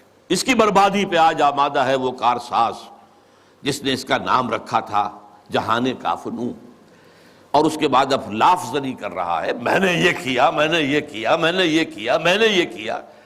کون ہے جو میرے اس سارے معاملے کو ختم کر سکے؟ میں نے دکھلایا فرنگی کو ملوکیت کا خواب۔ فرنگی ویسٹرن امپیریلزم، ملوکیت کا خواب، دنیا فتح کرو، کولونائز کرو، یہ تو پہلا خواب تھا، لیکن اس کے بعد انہوں نے اس سے بہتر خواب دیکھ لیا ہے کہ خامخواہ جا کر آکوپائی کرنے سے کیا فائدہ ہے۔ سودی نظام میں اور بینکنگ کے نظام میں اور انٹرنیشنل کمپنیوں کے نظام میں اور گلوبلائزیشن کے ذریعے اور ٹرپ کے ذریعے سے خون چوستے رہو، وہ رہے اپنی اپنی جگہ پر، ہم وہاں جا کر ان پر حملہ کریں گے، انہیں فتح کریں گے تو رد عمل بھی تو پیدا ہوگا نا، خون ریزی بھی تو ہوگی، وہ کوشش بھی کرتے رہیں گے کہ وہ آزادی حاصل کریں، ہمیں ماریں گے۔ تو اب یہ جو نیا امپیریلزم ہے، مالیاتی امپیریلزم، یہ اب ہے، یہ سارا خواب فرنگی کو میں نے دکھایا ہے، میں نے دکھلایا فرنگی کو ملوکیت کا خواب، میں نے توڑا مسجد و دیر و کلیسا کا فسوں۔ یہ مسجد اور دیر اور کلیسا اور مندر اور یہ اور وہ، اس کا سارا اثر میں نے ختم کر دیا۔ کیا کیا؟ سیکولرزم کی پٹی بڑھا دی۔ بھائی یہ علیحدہ انسان کا انفرادی معاملہ ہے، کوئی مسجد میں جائے، مندر میں جائے، کہیں اور جائے، وہاں جائے، یہاں جائے، کلیسا میں جائے، سینیگوگ میں جائے، کہاں جائے، کوئی نہیں، جاؤ۔ لیکن ملکی نظام، ملکی قانون، حکومت، ریاست، معیشت، معاشرت، اس کا کوئی تعلق کسی مذہب سے نہیں۔ وہ جو بھی اثرات تھے، جو بھی ہولڈ تھا مذاہب کا، آخر خدا کو تو مانتے تھے نا۔ اس دور حاضر سے قبل جو ہے انسان کی گمراہی صرف ایک تھی، شرک۔ وہ کیا ہے؟ ایک بڑے خدا کے ساتھ چھوٹے چھوٹے خداؤں کو بھی ماننا۔ بڑے خدا کا انکار نہیں تھا۔ اب کیا کیا گیا ہے؟ اس بڑے خدا کو اٹھا کے مسجد میں بند کر دو، مندر میں بند کر دو، سینیگوگ میں بند کر دو، چرچ میں بند کر دو، اور جہاں پورا ہمارا نظام یہ ہم چلائیں گے۔ We are the sovereigns. Sovereignty belongs to us. ہم جو چاہے کریں۔ لہذا میں نے دکھلایا فرنگی کو ملوکیت کا خواب، امپیریلزم، اور میں نے توڑا مسجد و دیر و کلیسا کا فسون، سیکولرزم۔ میں نے ناداروں کو سکھلایا سبق تقدیر کا۔ ناداروں کو، غریبوں کو میں نے کہا بھئی ٹھیک ہے، یہ تمہاری قسمت ہے، تم کسان ہو، ہاری ہو، تمہاری قسمت یہی ہے، اس کی طرف سے ہے، رب کی طرف سے ہے۔ کوئی بغاوت کا خیال پیدا نہ ہو جائے، کہیں کو کھڑے ہو کر کوئی ریزسٹنس کی موومنٹ شروع نہ کر دینا۔ تقدیر ہے، تن بے تقدیر، تقدیر کے حوالے۔ میں نے ناداروں کو سکھلایا سبق تقدیر کا، میں نے منعم کو دیا سرمایہ داری کا جنوں۔ یہ لفظ منعم جو ہے عربی کا، یہ منعم بھی ہو سکتا ہے، منعم بھی ہو سکتا ہے۔ منعم اس میں فاعل ہے، منعم اس میں مفعول ہے۔ منعم نعمتیں دینے والا، منعم جس کو نعمتیں دی گئیں۔ یعنی یہ بھی ہو سکتا ہے کہ پہلے جن کے پاس دولت ہوتی تھی وہ اس کو خیرات کرتے تھے، صدقات کرتے تھے، خیر کے کاموں میں لگاتے تھے، پن کے ثواب کے کاموں میں لگاتے تھے۔ میں نے اس کے بجائے کہا بیگم پاگل ہو گئے ہو، جمع کرو سرمایہ داری۔ میں نے منعم کو دیا سرمایہ داری کا جنون، اور جس کے پاس فاضل سرمایہ دولت اللہ نے دی تھی، اس کا جو طریقہ تھا کہ یسألونک ماذا ينفقون قل العفو، میں نے کہا نہیں، جو بھی ہے جمع کرو، جمع فاوعى، جس نے جمع کیا اور خوب پھر سینچ کر رکھا، سنبھال کر رکھا، بچا کر رکھا، یا کہا جمع مالا وعددہ یحسب ان مالہ اخلدہ، یہ سبق میں نے دولت مند کو سکھا دیا۔ تو میں نے ناداروں کو سکھلایا سبق تقدیر کا، میں نے منعم کو دیا سرمایہ داری کا جنون۔ کون کر سکتا ہے اس کی آتش سوزاں کو سرد، جس کے ہنگاموں میں ہو ابلیس کا سودے دروں؟ کون ہے؟ میں نہیں ماننے کو تیار کہ ہمارے اس پورے کھیل کو کوئی طاقت ہے ایسی کہ جو ختم کر سکتی ہے۔ یہ لفظ نہیں کر رہا ہے، آخر کچھ خود سیلف ایشورنس کے لیے بھی کچھ ساتھیوں کی بھی جو دل بڑھانا ہوتا ہے نا، آخر چاہے آدمی دیکھ رہا ہو کہ I am fighting a losing battle, لیکن پھر بھی ساتھیوں کو تو برقرار رکھنے کے لیے دل بڑھانا، کوئی دل جوئی کرنا، کوئی حوصلہ دینا۔ کون کر سکتا ہے اس کی آتش سوزاں کو سرد، جس کے ہنگاموں میں ہو ابلیس کا سودے دروں، اور جس کی شاخیں ہوں ہماری آبیاری سے بلند؟ کون کر سکتا ہے اس نخل کہن کو سرنگوں؟ بس یہ خطاب تو ختم ہو گیا، لیکن سوال یہ سمجھ میں نہیں آیا کہ آپ نے یہ مجلس شورا بلائی کائے کے لیے؟ تو اب پہلا مشیر جو ہے وہ گویا ہوتا ہے۔ اس میں کیا شک ہے کہ محکم ہے یہ ابلیسی نظام؟ آپ نے جو فرمایا سچ کہا، یہ ابلیسی نظام، یہ سیاسی نظام، یہ liberal democracy human sovereignty basis پر، اور یہ جوئے اور سود پر مبنی سارا ظالمانہ استحصالی نظام معاشی، اور یہ بے حیائی کہ انسان حیوان بن گیا ہے۔ اقبال نے اپنی وہ جو ذرا غزلیں ان کی بانگ درا کے آخر میں ہیں، کچھ استہزائیہ انداز میں بھی ہیں، یہ کوئی دن کی بات ہے مرد ہوش مند، غیرت نہ تجھ میں ہوگی نہ زن اوٹ چاہے گی، وہ اوٹ بھی نہیں رہے گی۔ معاملہ اس درجے جو ہے فحاشی کی انتہا کو پہنچ جائے گا، پہنچا ہوا ہے۔ آپ کو معلوم ہے جو کچھ یورپ میں ہوتا ہے، ریلوے اسٹیشن کے پلیٹ فارم کے اوپر کھڑے ہوئے جو کچھ کر رہے ہوتے ہیں، وہ سب کے سامنے موجود ہے۔ اس میں کیا شک ہے کہ محکم ہے یہ ابلیسی نظام؟ پختہ تر اس سے ہوئے خوئے غلامی میں عوام، یہ بہت اہم ہے۔ عوام کے اندر ایک پیسیمسٹک ایک انداز پیدا ہو چکا ہے، وہ ایکٹیوسٹ نہیں ہے، اب وہ کام کرنے کو تیار نہیں ہے، خوئے غلامی میں پختہ ہو گئے، دبے رہنے کے لیے تیار ہیں، ایکسپلائٹ کیے جانے کے لیے تیار ہیں۔ پختہ تر اس سے ہوئے خوئے غلامی میں عوام ہے، ازل سے ان غریبوں کے مقدر میں سجود، ان کی فطرت کا تقاضا ہے نماز بے قیام۔ نماز بے قیام کسے کہتے ہیں؟ وہ نماز جس میں قیام نہ ہو۔ نماز میں قیام ہے، پھر رکوع ہے، پھر سجود ہے، پھر سجود ہے، پھر کھڑے ہونا ہے، لیکن ان لوگوں کی نماز اب وہ ہے جس میں قیام ہے ہی نہیں، رکوع ہی رکوع ہے یا سجود ہی سجود ہے، ہر جگہ جو ہے ماتھا ٹیکے ہوئے بیٹھے ہوئے ہیں، اور ہر جگہ پر جو ہے اس پورے سارے نظام کو، ظالمانہ نظام کو قبول کیے ہوئے ہیں۔ کچھ تن بتقدیر ہیں، کچھ کہتے ہیں مجبور ہیں، کیا کریں، کچھ حال مست ہیں، کچھ مال مست ہیں، لیکن یہ کہ کوئی بھی اس کے مقابلے میں آنے کو تیار نہیں ہے۔ آرزو اول تو پیدا ہو نہیں سکتی کہیں، ہو کہیں پیدا تو مر جاتی ہے یا رہتی ہے خام۔ آرزو، امنگ، کوئی اعلیٰ اونچا خیال، کوئی اونچا اعلیٰ نصب العین، کوئی اونچا آدرش، کچھ نہیں، یہ ہے ہی نہیں۔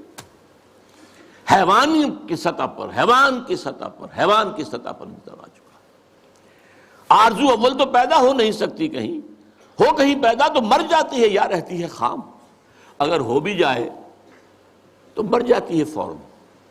یعنی یوں سمجھیے کہ اول تو زمین بنجر ہے، یہاں سے کسی چیز کا کی رویدگی کا امکان ہی نہیں، اگر کوئی چیز اگ بھی آئے تو اس فضا کے اندر آکسیجن ہی نہیں ہے، پروان کیسے چڑھے گی؟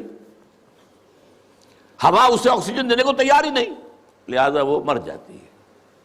ہو کہیں پیدا تو مر جاتی ہے یا رہتی ہے خام۔ یہ ہماری سعی پہم کی کرامت ہے کہ آج صوفی و ملا ملوکیت کے بندے ہیں تمام،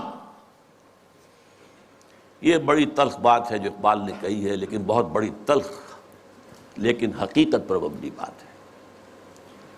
صوفی ملا ملوکیت کے بندے ہیں تمام۔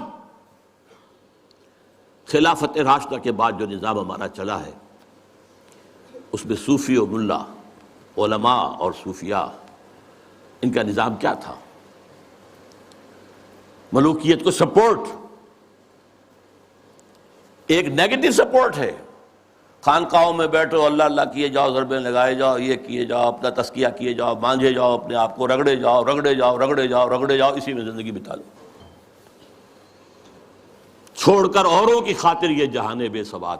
اب باہر کیا ہو رہا ہے کیا نہیں ہو رہا ہے اسے کوئی غرض نہیں، شیطان ننگا ناچ رہا ہے، ناچے، ہمیں سے کیا غرض ہے؟ ہمارے پاس تو آئے ہیں اتنے طالب ہیں، اتنے وہ سالک ہیں، وہ فلاں سالک آج اس مقام پر پہنچ گیا ہے، آج یہ مقامات، یہ سالک مقامات میں کھو گیا اور یہ امت خرافات میں کھو گئی۔ یہ سارا معاملہ جو ہے، اور ملا کا معاملہ کیا ہے؟ دو طرف سے۔ ملا نے سب سے پہلے، ہمارے فقہا نے متغلب کی حکومت کو جائز قرار دیا، یعنی اگر کوئی شخص اپنی قوت کے بل پر آ کر حکومت پر قبضہ کر لے تو جائز ہے، اور حکمران کے خلاف کوئی بغاوت نہیں کر سکتے جب تک کہ وہ تمہیں کفر کا حکم نہ دے۔ کفر کا کائے کو حکم دے گا؟ وہ اپنے عیش بنائے گا، اپنے محل بنائے گا، اپنے رنگ رلیاں کرے گا، اپنے آپ کو کفر کا حکم دینے کی ضرورت کیا ہے؟ یہ تصور ہے جو سنی اسلام کے اندر اس کی رگوں میں چلا گیا اور اس نے سن کر دیا اسلام کو۔ استثناء اگر ہے تو شیعہ اسلام ہے، وہ تسلیم نہیں کرتے، چاہے کھڑے نہ ہو، مقابلہ نہ کریں، تسلیم نہیں کرتے، ذہناً ریکنسائل نہیں کرتے، نفرت کرتے۔ یہی ان کی پوری تاریخ کے اندر ہے۔ لیکن ہمارے ہاں کیا ہے؟ شیخ الاسلام بن کر بیٹھے ہوئے ہیں۔ استاد نے، امام ابو حنیفہ نے تعاون گوارا نہیں کیا اس ملوکیت کے ساتھ۔ عہدے کی پیشکش کی گئی، قاضی القضات ہو جاؤ گے تم، تمہارا فتویٰ جو ہوگا وہی قانون بن جائے گا۔ ان کا نہیں، ہرگز نہیں۔ جیل کاٹی، مارے کھائیں۔ شاگرد نے، قاضی ابو یوسف، عہدہ قبول کر کے تعاون شروع کر دیا۔ استاد نے کہا تھا مزارعت حرام، جس کی زمینیں خود کاشت کرے۔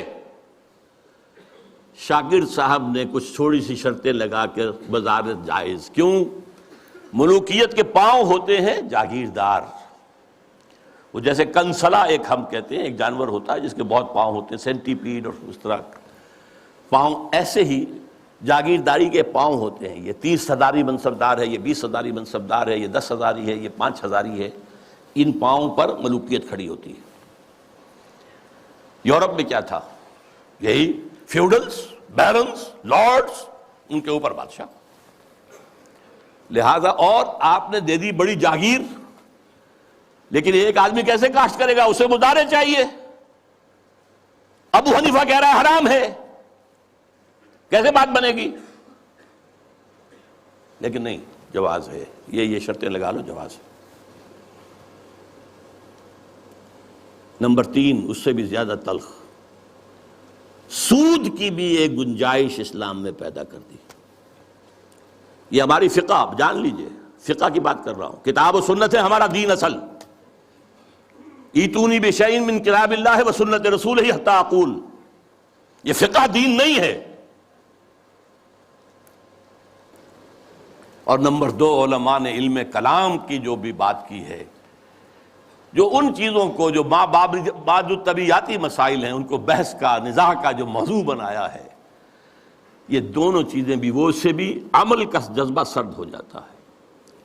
تو یہ پیسیفیکیشن جو ہے، پیسیفائی کر دینا عوام کو، طلب تقدیر ہو جانا، کوئی متغلب ہے تو کوئی بھی ہے بھائی طاقت والا ہے، آ گیا ہے، اب تو ماننا ہے، اب تو وہی امیر المومنین ہے، اب تو اسی کا حکم ماننا ہے، الا یہ کہ وہ کفر کا حکم دے، بس۔ اور یہ کہ جاگیرداری جو ہے وہ جائز ہے۔ حالانکہ آپ کے علم میں رہنا چاہیے، پہلا مجدد اور مجدد کامل عمر بن عبدالعزیز انہوں نے صرف 2 کام ہی تو کیے تھے نا. کیا تجدید کی تھی؟ ابھی نہ فرقہ بدت پرستی تھی، نہ فرقہ بندی تھی، نہ علم کلام تھا، نہ شاعرہ تھے، نہ اور لوگ تھے، کوئی بحثیں تھی ہی نہیں. 2 ہی چیزیں تھیں، ایک موروثی بادشاہت اور دوسرے جاگیریں. 2 ہی تو کام کیے انہوں نے کہا مجھے چونکہ نامینیٹ کیا ہے ایک شخص نے خلیفہ، میں نہیں تیار ہوں اس کو قبول کرنے کے لیے، الا یہ کہ لوگ چاہیں. لوگوں نے کہا ہم چاہتے ہیں.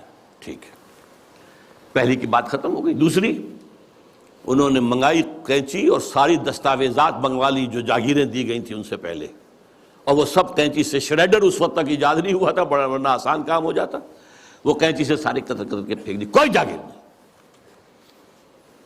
لیکن اس کے بعد کیا ہوا؟ جاگیرداری بھی آئی، غیر حاضر زمینداری آئی، یہ سارے شیطانی جو ہے چکر سارے کے سارے آ گئے. تو فرمایا یہ ہماری سعی پہم کی کرامت ہے کہ آج صوفی و ملا ملوکیت کے بندے ہیں تمام. تب مشرق کے لیے موضوع یہی افیون تھی، ورنہ قوالی سے کچھ کم تر نہیں علم کلام. قوالی بھی کیا کرتی ہے؟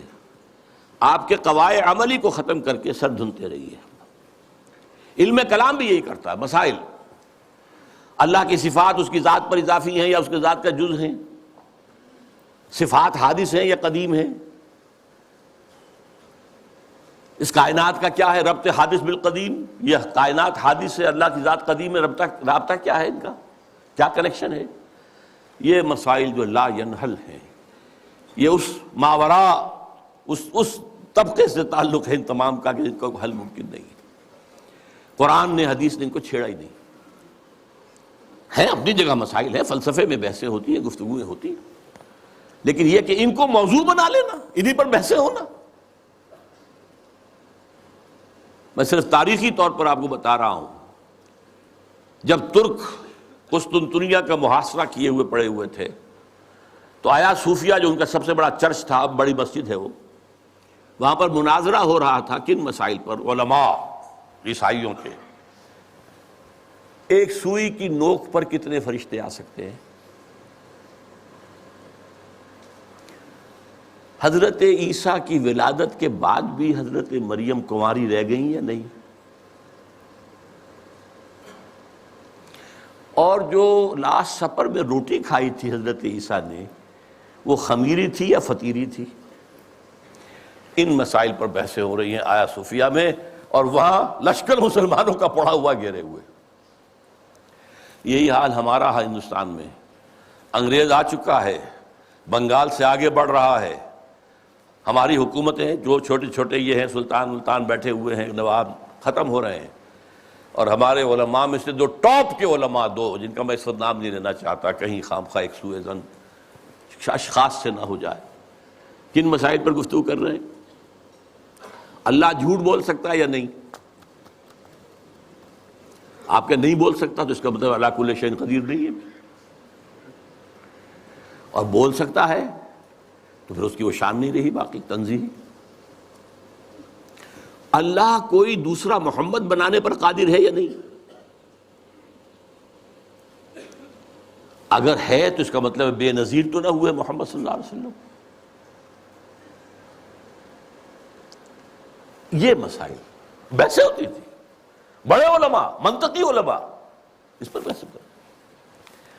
تو یہ ہے تب مشرق کے لیے موضوع یہی افیون تھی، ورنہ قوالی سے کچھ کمتر نہیں علم الکلام. ہے طواف و حج کا ہنگامہ اگر باقی تو کیا، کند ہو کر رہ گئی مومن کی تیغ بے نیام. یہ طواف و حج کا ہنگامہ ہے، 30-40 لاکھ آدمی آ جاتے ہیں، جمع ہو جاتے ہیں. وہ اس اقبال کے زمانے میں تو شاید ابھی 2-3 لاکھ ہی ہوتے ہیں، اللہ عالم. بہرحال لیکن یہ کہ مومن کی تیغ تو بے نیام جو ہے رہ گئی ہے، ختم ہو گئی ہے. لہذا کوئی ڈرنے کی ضرورت ہی نہیں. کیوں گھبرا رہے ہیں آپ؟ کس کی نومیدی پہ حجت ہے یہ فرمان جدید؟ ہے جہاد اس دور میں مرد مسلمان پر حرام.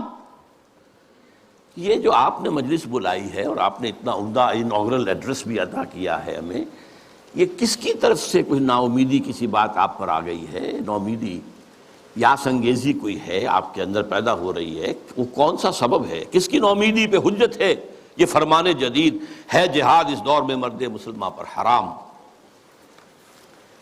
دوسرا بشیر بولتا ہے خیر ہے سلطانی جمہور کا غوغا کے شر، تو جہاں کے تازہ فتنوں سے نہیں ہے باخبر۔ یہ پہلے مشیر کو مخاطب کر کے کہہ رہا ہے، تم واقف نہیں ہو دنیا میں جو نئے نئے فتنے اٹھ گئے ہیں، ابلیسیت کو چیلنج کرنے کے لیے بڑی چیزیں آ گئی ہیں۔ اب یہ سلطانی جمہور کا زمانہ آ رہا ہے، ہم نے تو ملوکیت بنائی تھی، بادشاہت بنائی تھی، امپیریلزم بنائی تھی، یہ کیا ہوا ہے؟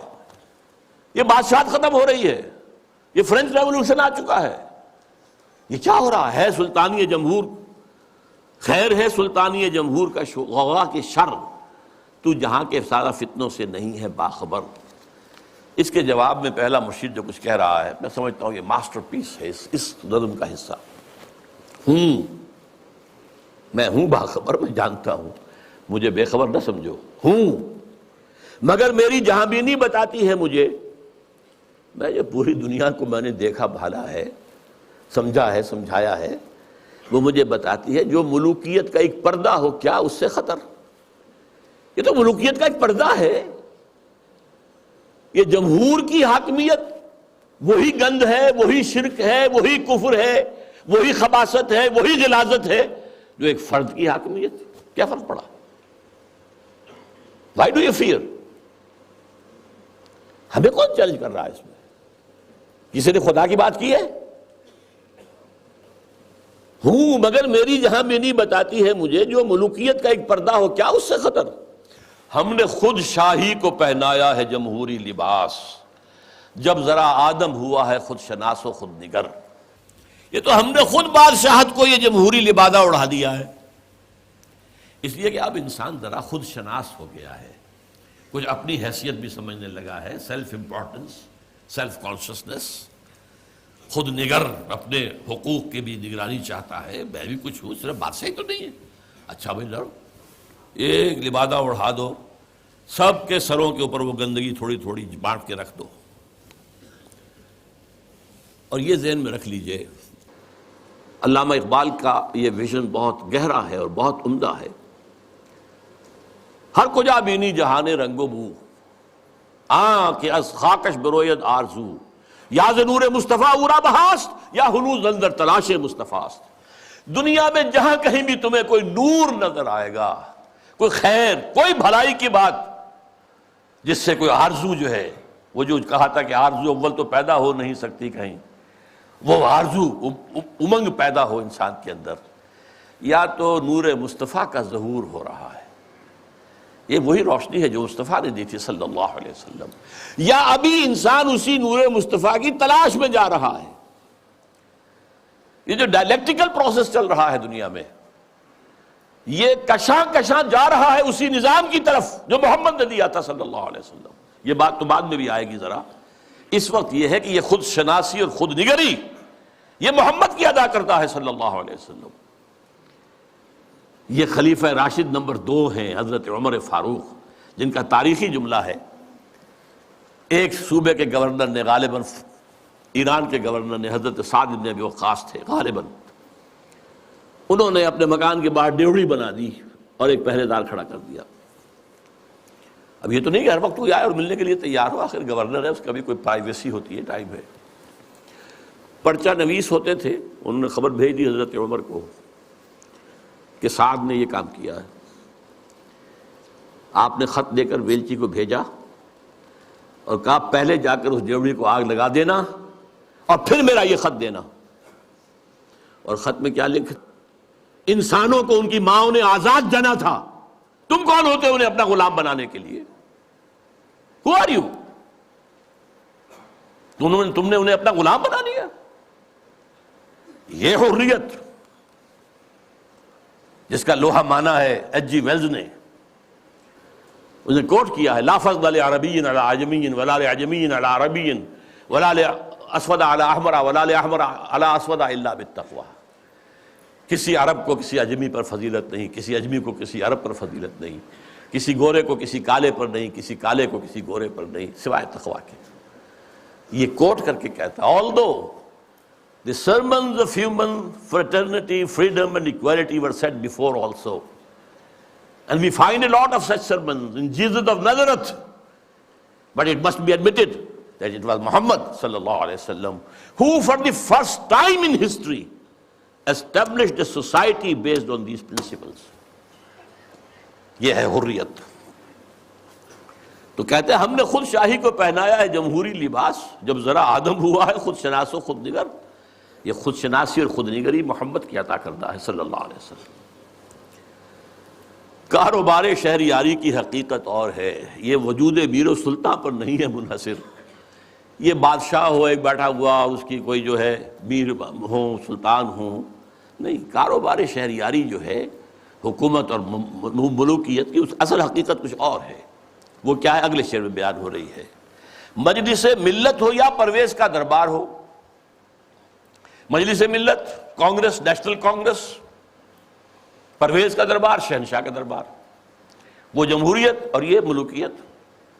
مجلس ملت ہو یا پرویز کا دربار ہو، ہے وہ سلطان غیر کی کھیتی پہ ہو جس کی نظر. بادشاہ تو وہ ہوتا ہے جو غیر کی کھیتیوں کے اوپر ڈر ڈال کر وہاں سے کھینچ لینا چاہتا ہو، وہاں ان کو لوٹنا چاہتا ہو. وہ بادشاہ جو ہے کبھی فرعون تھا اور کبھی نمرود تھا اور کبھی اور تھے نمارندہ تھے اور تھے. لیکن یہ کہ اب یہ ہے کہ وہ امپیریلزم کی شکل میں آیا ہے.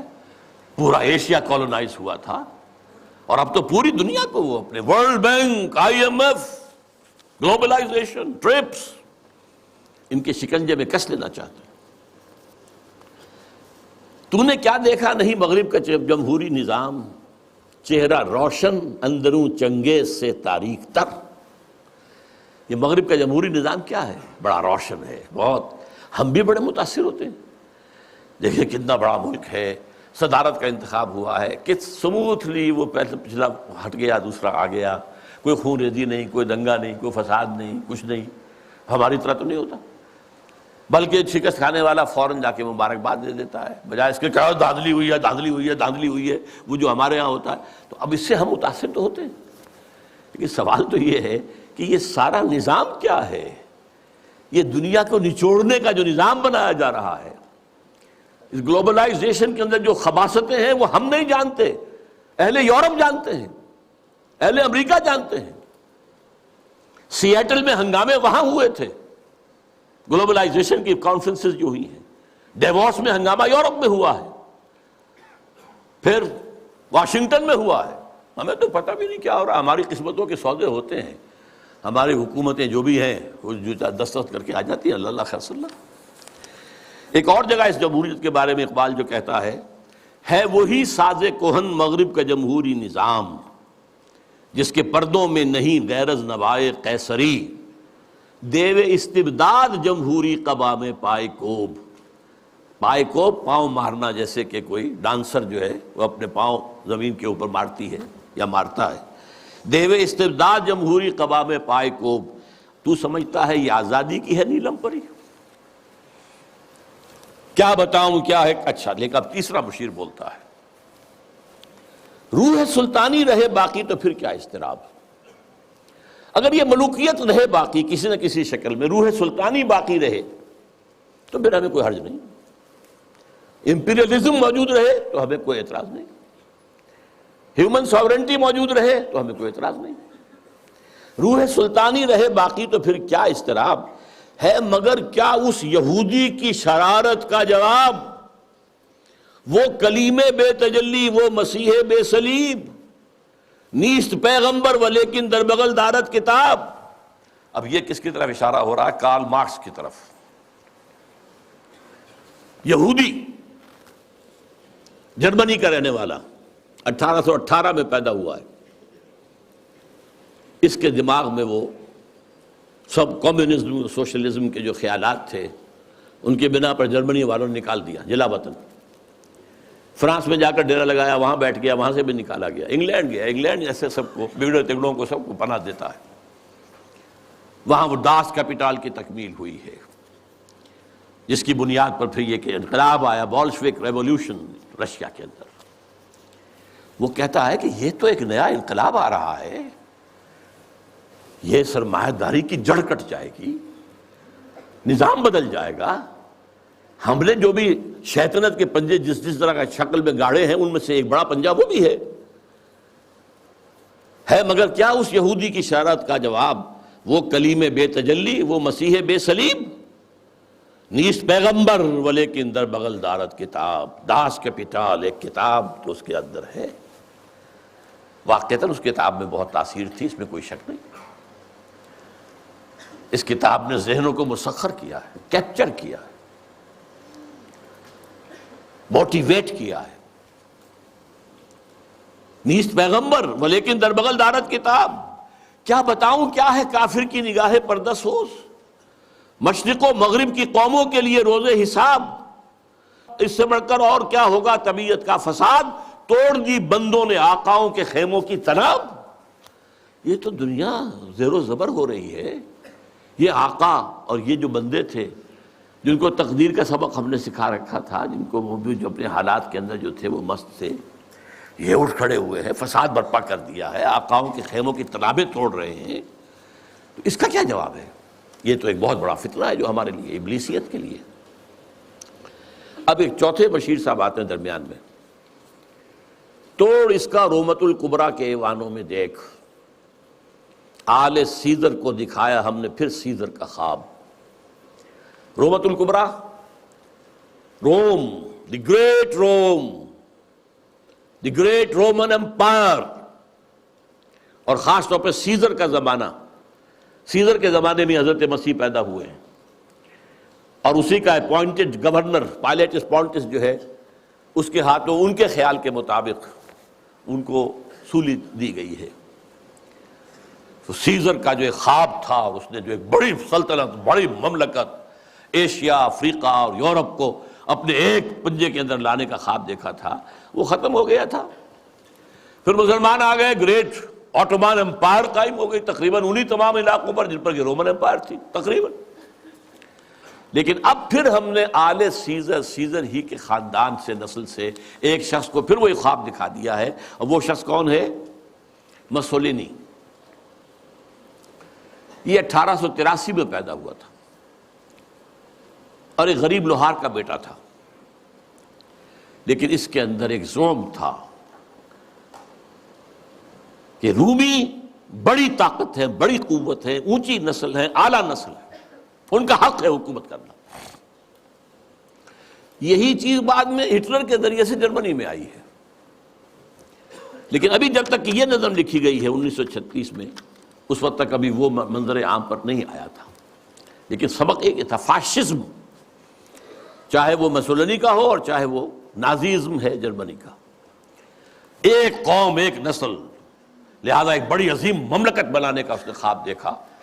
شمالی افریقہ کے کئی ممالک فتح کر لیے، اس پہ بڑے بڑے اعتراض کیے یورپ والوں نے بھی، وہ تو میں بعد میں آپ کو بتاؤں گا۔ لیکن یہ ہے کہ یہ چوتھے مشیر نے کہا کہ ہم نے توڑ پیدا کر دیا ہے، کمیونزم کا راستہ روکنے کے لیے یہ فاشزم آ گیا ہے، تم گھبراؤ نہیں۔ توڑ اس کا رومت الکبریٰ کے ایوانوں میں دیکھ، آل سیزر کو دکھایا ہم نے پھر سیزر کا خواب، کون بحر روم کی موجوں سے ہے لپٹا ہوا، گاہ بالت چوں سنوبر گاہ نالت چوں رباب۔ یہ کون ہے جو بحر روم کی موجوں سے لپٹا ہوا؟ بہت بڑا اس نے بحری بیڑا بنایا تھا، شمالی افریقہ کو فتح کرنے کے لیے بحری بیڑے کی ضرورت تھی۔ اٹلی، آخر اسی نے تو فتح کیا تھا لیبیا کو، پھر وہ حبشہ کی طرف آیا، ایریٹریا کی طرف آیا، بڑھ رہا تھا۔ اس پر جب اعتراض ہو رہا تھا، اگرچہ اس کو تو قتل کر دیا اسی کے جو لوگ تھے اس کی پارٹی کے 1945 میں، لیکن بہرحال وہ ایک فلسفہ دے گیا تھا۔ اقبال کی ایک اور نظم ہے، وہ میں تیزی سے آپ کو پڑھ کر سنا دیتا ہوں۔ جب ویسٹ میں بہت تنقید ہوئی مسولینی پر، تو جواب میں وہ کہتے ہیں، علامہ اقبال کہتے ہیں مسولینی کی زبان سے، یا مسولینی کہتا ہے علامہ اقبال کی زبان سے، کیا زمانے سے نرالا ہے مسولینی کا جرم، بے محل بگڑا ہے معصومان یورپ کا مزاج۔ یہ معصوم بیٹھے ہوئے انگریز اور یہ فرانسیسی، یہ بڑے معصوم قوم ہے، یہ کہتے ہیں کہ یہ کیا کر رہا ہے مسولینی، یہ کیا جو ہے خوریزی کر رہا ہے۔ کیا زمانے سے نرالا ہے مسولینی کا جرم، بے محل بگڑا ہے معصومان یورپ کا مزاج، ہے میں پھٹکتا ہوں تو چھلنی کو برا لگتا ہے کیوں؟ چھاج پھٹکتا ہے، چھلنی جو ہے اس کے اندر سے وہ چیر کو نکلتی ہے، میں پھٹکتا ہوں تو چھلنی کو برا لگتا ہے کیوں؟ ہیں سبھی تہذیب کے اوزار، تو چھلنی میں چھاج، میرے سودائے ملوکیت کو ٹھکراتے ہو تم نے کیا توڑے نہیں کمزور قوموں کے زجاج، تم نے لوٹے بے نوا سیرا نشینوں کے خیام، تم نے لوٹی کشت دہقاں، تم نے لوٹے تخت و تاج، پردہ تہذیب میں غارت گری آدم کشی، کل روا رکھی تھی تم نے، میں روا رکھتا ہوں آج۔ یہ ہے مسلمانی کا جو موقف تھا جو علامہ اقبال نے بیان کیا۔ بہرحال اب پھر تیسرا مشیر بولتا ہے، میں تو اس کی عاقبت بینی کا کچھ قائل نہیں جس نے افرنگی سیاست کو کیا یوں بے حجاب، کہ میں تو کچھ زیادہ قائل نہیں ہوں اس مسلمانی کی کوئی عاقبت اندیشی، یہ ہمارے کام کا آدمی نہیں ہے۔ افرنگی سیاست کو اس طرح بے حجاب کر دیا کہ تم بھی لٹیرے ہو، تم نے بھی خونریزیاں کی ہیں، تم نے بھی ملک لوٹے ہیں، تم نے بھی لوگوں کے خون چوسے، میں کر رہا ہوں تو کون سا نیا جرم ہے؟ کیا زمانے سے نرالا ہے مسولینی کا جرم؟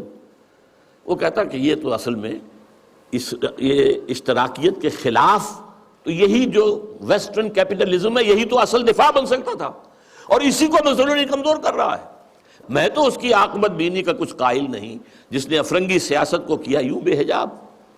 پانچواں مشیر اب کہتا ہے، اے تیرے سوز نفس سے کار عالم استوار، جناب ابلیس، مہاراج ابلیس، آپ کے سوز نفس ہی سے تو سارا یہ کار عالم جو ہے یہ چل رہا ہے۔ تو نے جب چاہا کیا ہر پردگی کو آشکار، تو نے جب چاہا چھپے ہوئے رازوں کو آشکار کر دیا، کھول دیا، بیان کر دیا۔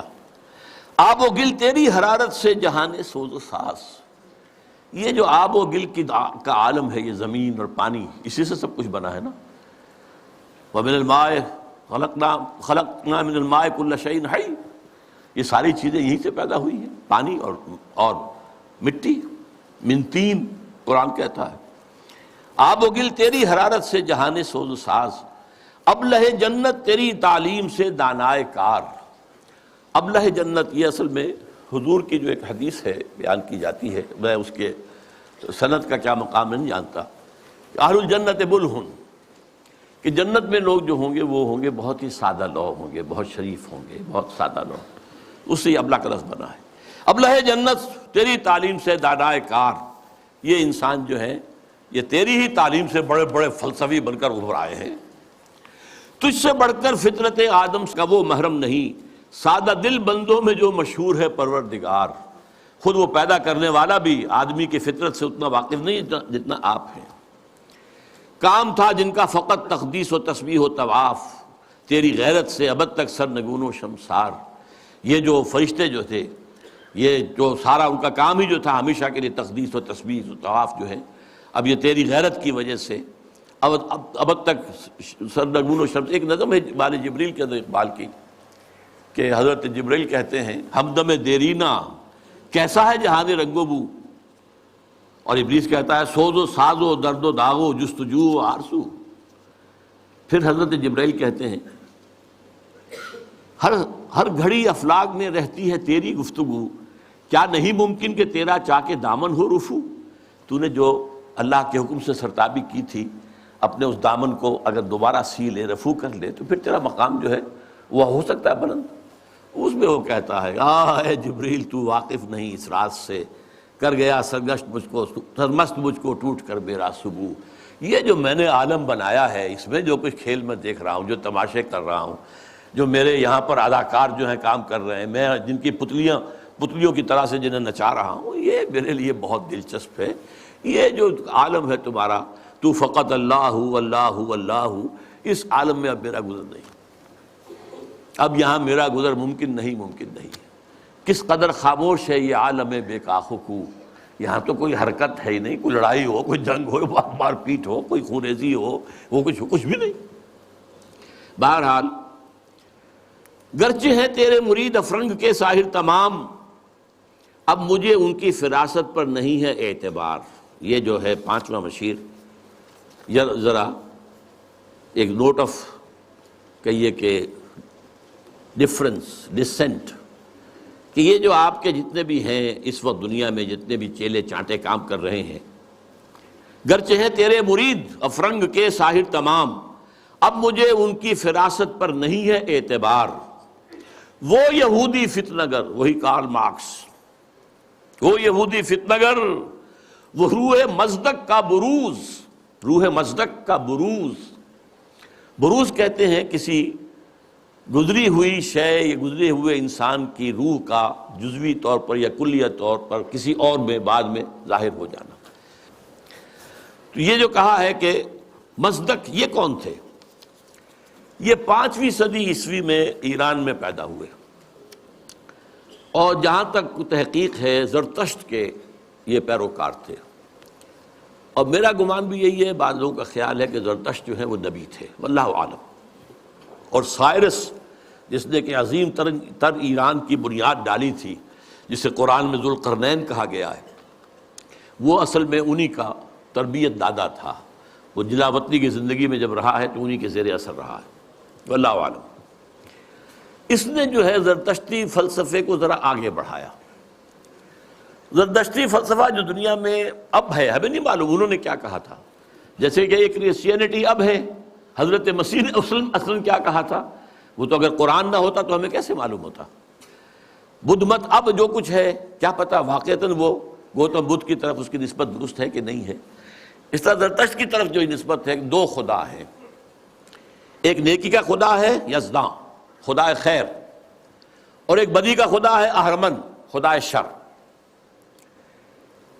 البتہ اس کے اوپر بھی ایک خدا کو مانتا ہے، خدائے گاں، یعنی ان دونوں خداؤں پر بھی ایک خدا ہے۔ تو یہ وہی ہے معاملہ کہ ہر جو مشرکانہ نظام ہوتا ہے اس میں ایک بڑے خدا کو مان کر اس کے نیچے چھوٹے چھوٹے خدا کو مانا جاتا ہے، لیکن بڑے خدا کو مانتے ہیں۔ اللہ عرب میں ایک ہی تھا، آلہہ بے شمار تھے، اللہ ایک۔ یورپ میں چاہے وہ گریک سویلائزیشن تھی یا رومن، کیپٹل جی سے لکھے جانے والا گاڈ وہ ایک ہی تھا، اومنی پوٹنٹ، اومنیشینٹ، اومنی پریزنٹ، علی کل شیء قدیر، بکل شیء علیم، اور جہاں ہر جگہ موجود۔ لیکن نیچے گاڈز اینڈ گاڈیسز جو ہیں وہ چھوٹے جی سے لکھی جائے گی، گاڈز اینڈ گاڈیسز، یہ بے شمار۔ ہندوستان میں اسی طریقے سے یہاں پر بھی دیوی دیوتا بہت، لیکن مہادیو ایک ہی ہے۔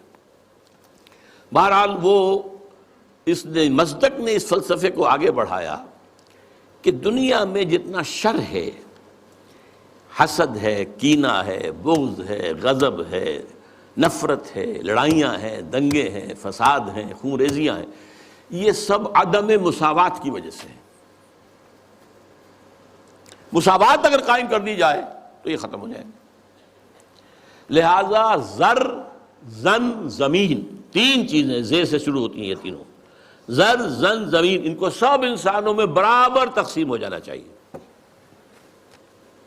یہ فلسفہ ہے جو سب سے پہلے دنیا میں اس طرف آیا ہے، جدھر پھر ایک چھلانگ جو ہے وہ پھر کارل مارکس نے لگائی ہے، لیکن ابتدا کا فلسفہ یہ تھا، مصدق۔ 548 عیسوی میں نوشیروان عادل نے اسے قتل کر دیا، اور اس کے بعد مصدقی فرقہ جو اس کا تھا، جتنے بھی پیروکار تھے، ان سب کو بھی تہہ تیغ کر دیا گیا، تو بات ختم ہو گئی۔ تو یہاں پر جو ہے وہ مشیر جو کہہ رہا ہے 5واں، علامہ اقبال کہہ رہے ہیں اس کی زبان سے کہ وہ یہودی فتنہ گر، وہ روح مصدق کا بروز، ہر قبا ہونے کو ہے اس کے جنوں سے تار تار، زاغ دشتی ہو رہا ہے ہم سر شاہین و چرغ۔ یہ جنگلی کوے جو ہیں یہ شاہین اور شکروں کے برابر ہو رہے ہیں، کاشتکار زمیندار کے برابر ہو جائے گا، مزدور کارخانے دار کے برابر ہو جائے گا۔ کیا ہونے چلا ہے، کیا ہو رہا ہے، کیا قیامت آ رہی ہے؟ ہماری ابلیسیت کو تو بہت بڑا خطرہ جو ہے ہو چکا ہے لاحق۔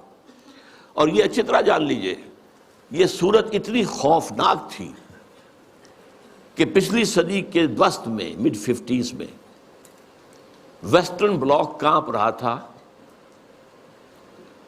کمیونزم کی پیش رفت سے، جس آگ، جنگل کی آگ کی طرح بڑھ رہا تھا کمیونزم۔ سن 1917 کا جو ریولوشن تھا، کیسے کیسے چھلانگیں لگائیں، لیٹن امریکہ میں پہنچ گیا، مڈل امریکہ، کیوبا کے اندر موجود ہے، آج بھی موجود ہے، چائنا میں آ گیا، ہندوستان میں کمیونسٹ پارٹی بن گئی. یہ جو طوفان آ رہا تھا. اور اس سے بھی بڑھ کر بات کیا تھی؟ رشیا جو ہے وہ اسپیس کانکویسٹ کے اندر آگے نکل گیا تھا. سب سے پہلا سپوٹنک جو ہے وہ رشیا نے پھینکا ہے فضا کے اندر، خلا کے اندر. تو کانپ رہے تھے. اس کے بعد انہوں نے یہ سیٹو بنائی اور سینٹو بنائی اور کیا اور بنایا اور نیٹو بنائی سب سے بڑی. یہ سب اس کو کسی طریقے سے. اور سب سے بڑی بات یہ، امریکہ بہادر نے ملینز کی تعداد میں قرآن شائع کر کے انگریزی میں اسے تقسیم کیا مسلمانوں میں. دی گلوریس قرآن اور گیتا لاکھوں کی تعداد میں شائع امریکہ کر رہا، عیسائی، تاکہ بابا تم اپنے مذہب پر جمے رہو. یہ بے خدا ہے، یہ جو کمیونزم ہے یہ تو بالکل ہی ملید ہیں. ہم تو پھر بھی اب خدا کو تو مانتے ہیں نا بھائی. تمہارا نظام ہم نہیں مانتے، تمہارے رسول کو ہم نے نہیں مانا، خدا کو تو مانتے ہیں نا. ہم کم سے کم ہمارا جو ہے یہ خیال کرو، ہمارا ساتھ دو اس کے مقابلے میں. Containment of Russia policy. تو یہ جو کہہ رہا ہے کہ گرچہ ہیں تیرے مرید افرنگ کے ساحر تمام، اب مجھے ان کی فراست پر نہیں ہے اعتبار. وہ یہودی فتنگر، وہ روح مصدق کا بروز، ہر قبا ہونے کو ہے اس کے جنوں سے تار تار. زاغ دشتی ہو رہا ہے ہم سر شاہین و چرغ، کتنی سرعت سے بدلتا ہے مزاج روزگار. چھا گئی آشفتہ ہو کر وسعت افلاک پر، جس کو نادانی سے ہم سمجھے تھے کہ مشت غبار. ہم سمجھے تھے تو ایک ہے، ایک ملک میں ریولوشن آ گیا ہے نا، رشیا کے اندر آ گیا ہے، بولشوک ریولوشن آ گیا ہے، مشت غبار ہے بس. دیکھیے تو آندھی بن گئی ہے.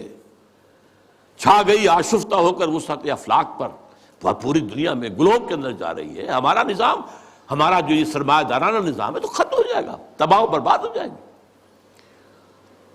فتنہ فردا کی ہیبت کا یہ عالم ہے. کیا اب دیکھیے ہیبت کا لفظ، یہ جو میں نے آپ کو بتایا ہے، اقبال کے سامنے وہ نقشہ نہیں تھا، لیکن میں نے جو آپ کو بتایا ہے کہ جس طریقے سے کہ ویسٹرن بلاک کانپ رہا تھا کہ رشیا اور اس کا جو یہ نظام ہے اس تیزی کے ساتھ بڑھ رہا ہے، تو ہمارے قدم تو نہیں جم سکتے اس کے مقابلے میں. فتنہ فردا کی ہیبت کا یہ عالم ہے کہ آج کانپتے ہیں کوہسارو مرغزارو جوئے بار. میرے آقا وہ جہاں زیر و زبر ہونے کو ہے، جس جہاں کا ہے فقط تیری سیادت پر مدار. حضرت ابلیس ذرا غور کیجئے. اب وہ جہان جو ہم نے بنایا تھا، باطل جہان، ظالم جہان، باطل اور ظالم نظام، اس وقت سب کے سب جو ہے اس کے تارو پود بکھر جائیں گے. اب یہ آخری خطاب ہے، یہ ابلیس کا ہے. پھر وہ اپنے اسی لاف زنی کے انداز میں آغاز فرماتے ہیں، ہے میرے دست تصرف میں جہان رنگ و بو. یہ جہان رنگ و بو جو ہے، یہ عالم ارضی، یہ میرے دست تصرف میں ہے، میرے قدرت میں ہے. میری فوجیں ہیں، میرے کارندے ہیں، میرے چیلے ہیں، میرے شاگرد ہیں، میرے ایجنٹ ہیں. یہ سب کے سب ہیں جو اس وقت کنٹرول کر رہے ہیں کائنات کو. کیا زمین، کیا مہرما، کیا آسمان تو نہ صرف زمین بلکہ آسمان بھی میرے قبضے میں ہے. میں نے جب گرما دیا اقوام یورپ کا لہو، دیکھ لیں گے اپنی آنکھوں سے تماشا شرق و غرب و شرق. میں نے جب گرما دیا اقوام یورپ کا لہو. اب یہ اقوام یورپ کا لہو گرم ہوا ہے ورلڈ وار نمبر 2. یہ جنگ کن کے مابین تھی؟ اقوام غربی کا تھا. یورپ میں ہوئی، کروڑوں انسان قتل ہوئے. اور اب ورلڈ وار 3 از ان دی آفنگ، سر پر لٹکی ہوئی ہے. کچھ ٹائم فیکٹر کی بات ہے، کتنا وقت لگے.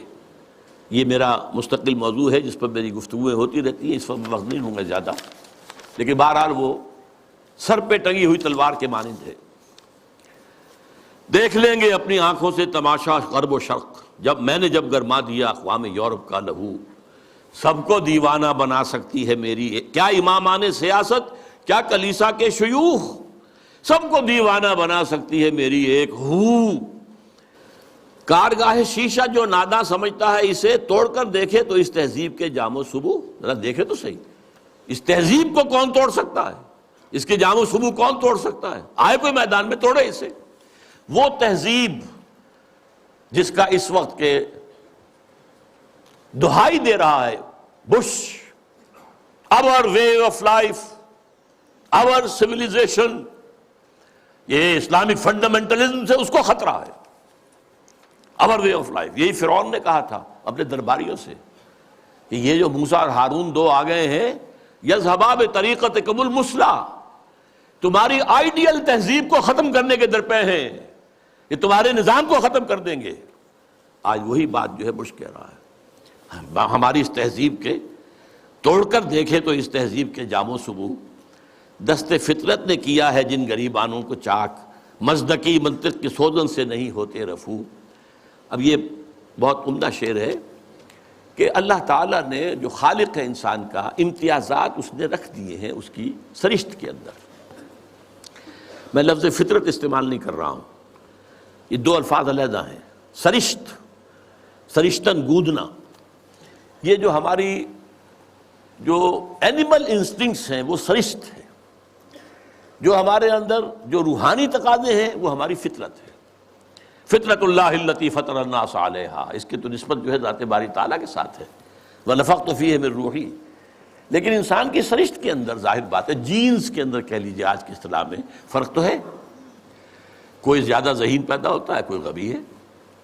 کوئی زیادہ جسمانی صحت والے جینز لے کر آتا ہے، کوئی بنیادی طور پر ایسے جینز لے کر آ رہا ہے کہ بیمار ہو رہا ہے، اور بیماری بھی ایسی جو لا علاج ہے. تو یہ تو فرق اور امتیاز تو رہے گا. تو یہ کوئی مزدکی منطق جو ہے مساوات جس طرح کی اس نے تصور دیکھا تھا، اس کی سوزن، اس کی سوئی سے یہ غریبان چاک ہونے والے نہیں ہیں. اسلام نے بھی ان کو ختم نہیں کیا ہے، ان کو ایک حد میں لایا ہے. زیادہ گیپ نہ ہو جائے.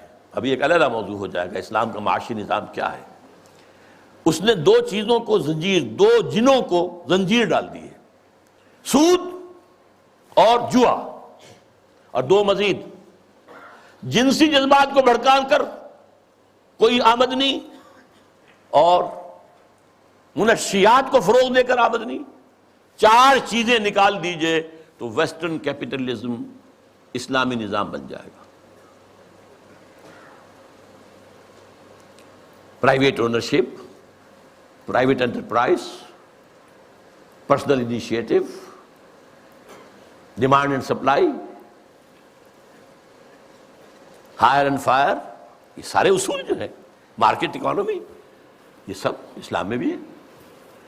بس یہ ہے کہ یہ سود کے ذریعے سے یہ جو سرمایہ کاری ہے یہ سرمایہ داری بن جاتی ہے. جیسے وہ آکاش بیل ہوتی ہے درخت کے اوپر چھا گئی اور اس پورے درخت کی جو جتنی بھی اس کے اندر توانائی تھی کھینچ لیا اس کو، اس نے وہ پھر سرمایہ داری بن جاتی. جوا، سٹاک ایکسچینج، ایک ہینڈل جو ہے ادھر سے ادھر کیا اور کریش ہو رہا ہے، مارکیٹ کریش ہو رہی ہے، بلینز اینڈ بلینز گون، اور وہ صرف ایک لیور کو کھینچنے کی بات ہے. یہ ساری چیزیں آپ کے علم میں ہیں. دست فطرت نے کیا ہے جن غریبانوں کو چاک، مزدکی منطق کی سوزن سے نہیں ہوتے رفو. کب ڈرا سکتے ہیں مجھ کو اشتراکی کوچہ گرد. یعنی تم جن سے گھبرا رہے ہو یہ مجھے تو نہیں ڈرا سکتے، مجھے ان سے کوئی خوف نہیں. یہ پریشاں روزگار آشفتہ مغز آشفتہ ہوں، یہ تو دیوانے قسم کے کچھ لوگ ہیں، ان کے خیالات بھی دیوانگی کے ہیں. ہے اگر کوئی خطر مجھ کو تو اس امت سے ہے. یہ ہے اب کلائمیکس اس کا، جس کی خاکستر میں ہے اب تک شرار آرزو. بہت اہم ہیں یہ الفاظ. اگرچہ دنیا میں ابھی کہیں اسلامی نظام موجود نہیں ہے، we have to admit. دنیا کہتی ہے اسلامی نظام، بھائی کتاب میں ہے، اس میں پڑھ لو یہ نظام ہے. وہ کہتے دکھاؤ کہیں، نہیں، سوری، کہیں نہیں ہے، کہیں آثار بھی نہیں ہے ابھی تک، تو کم سے کم نظر تو نہیں آ رہے.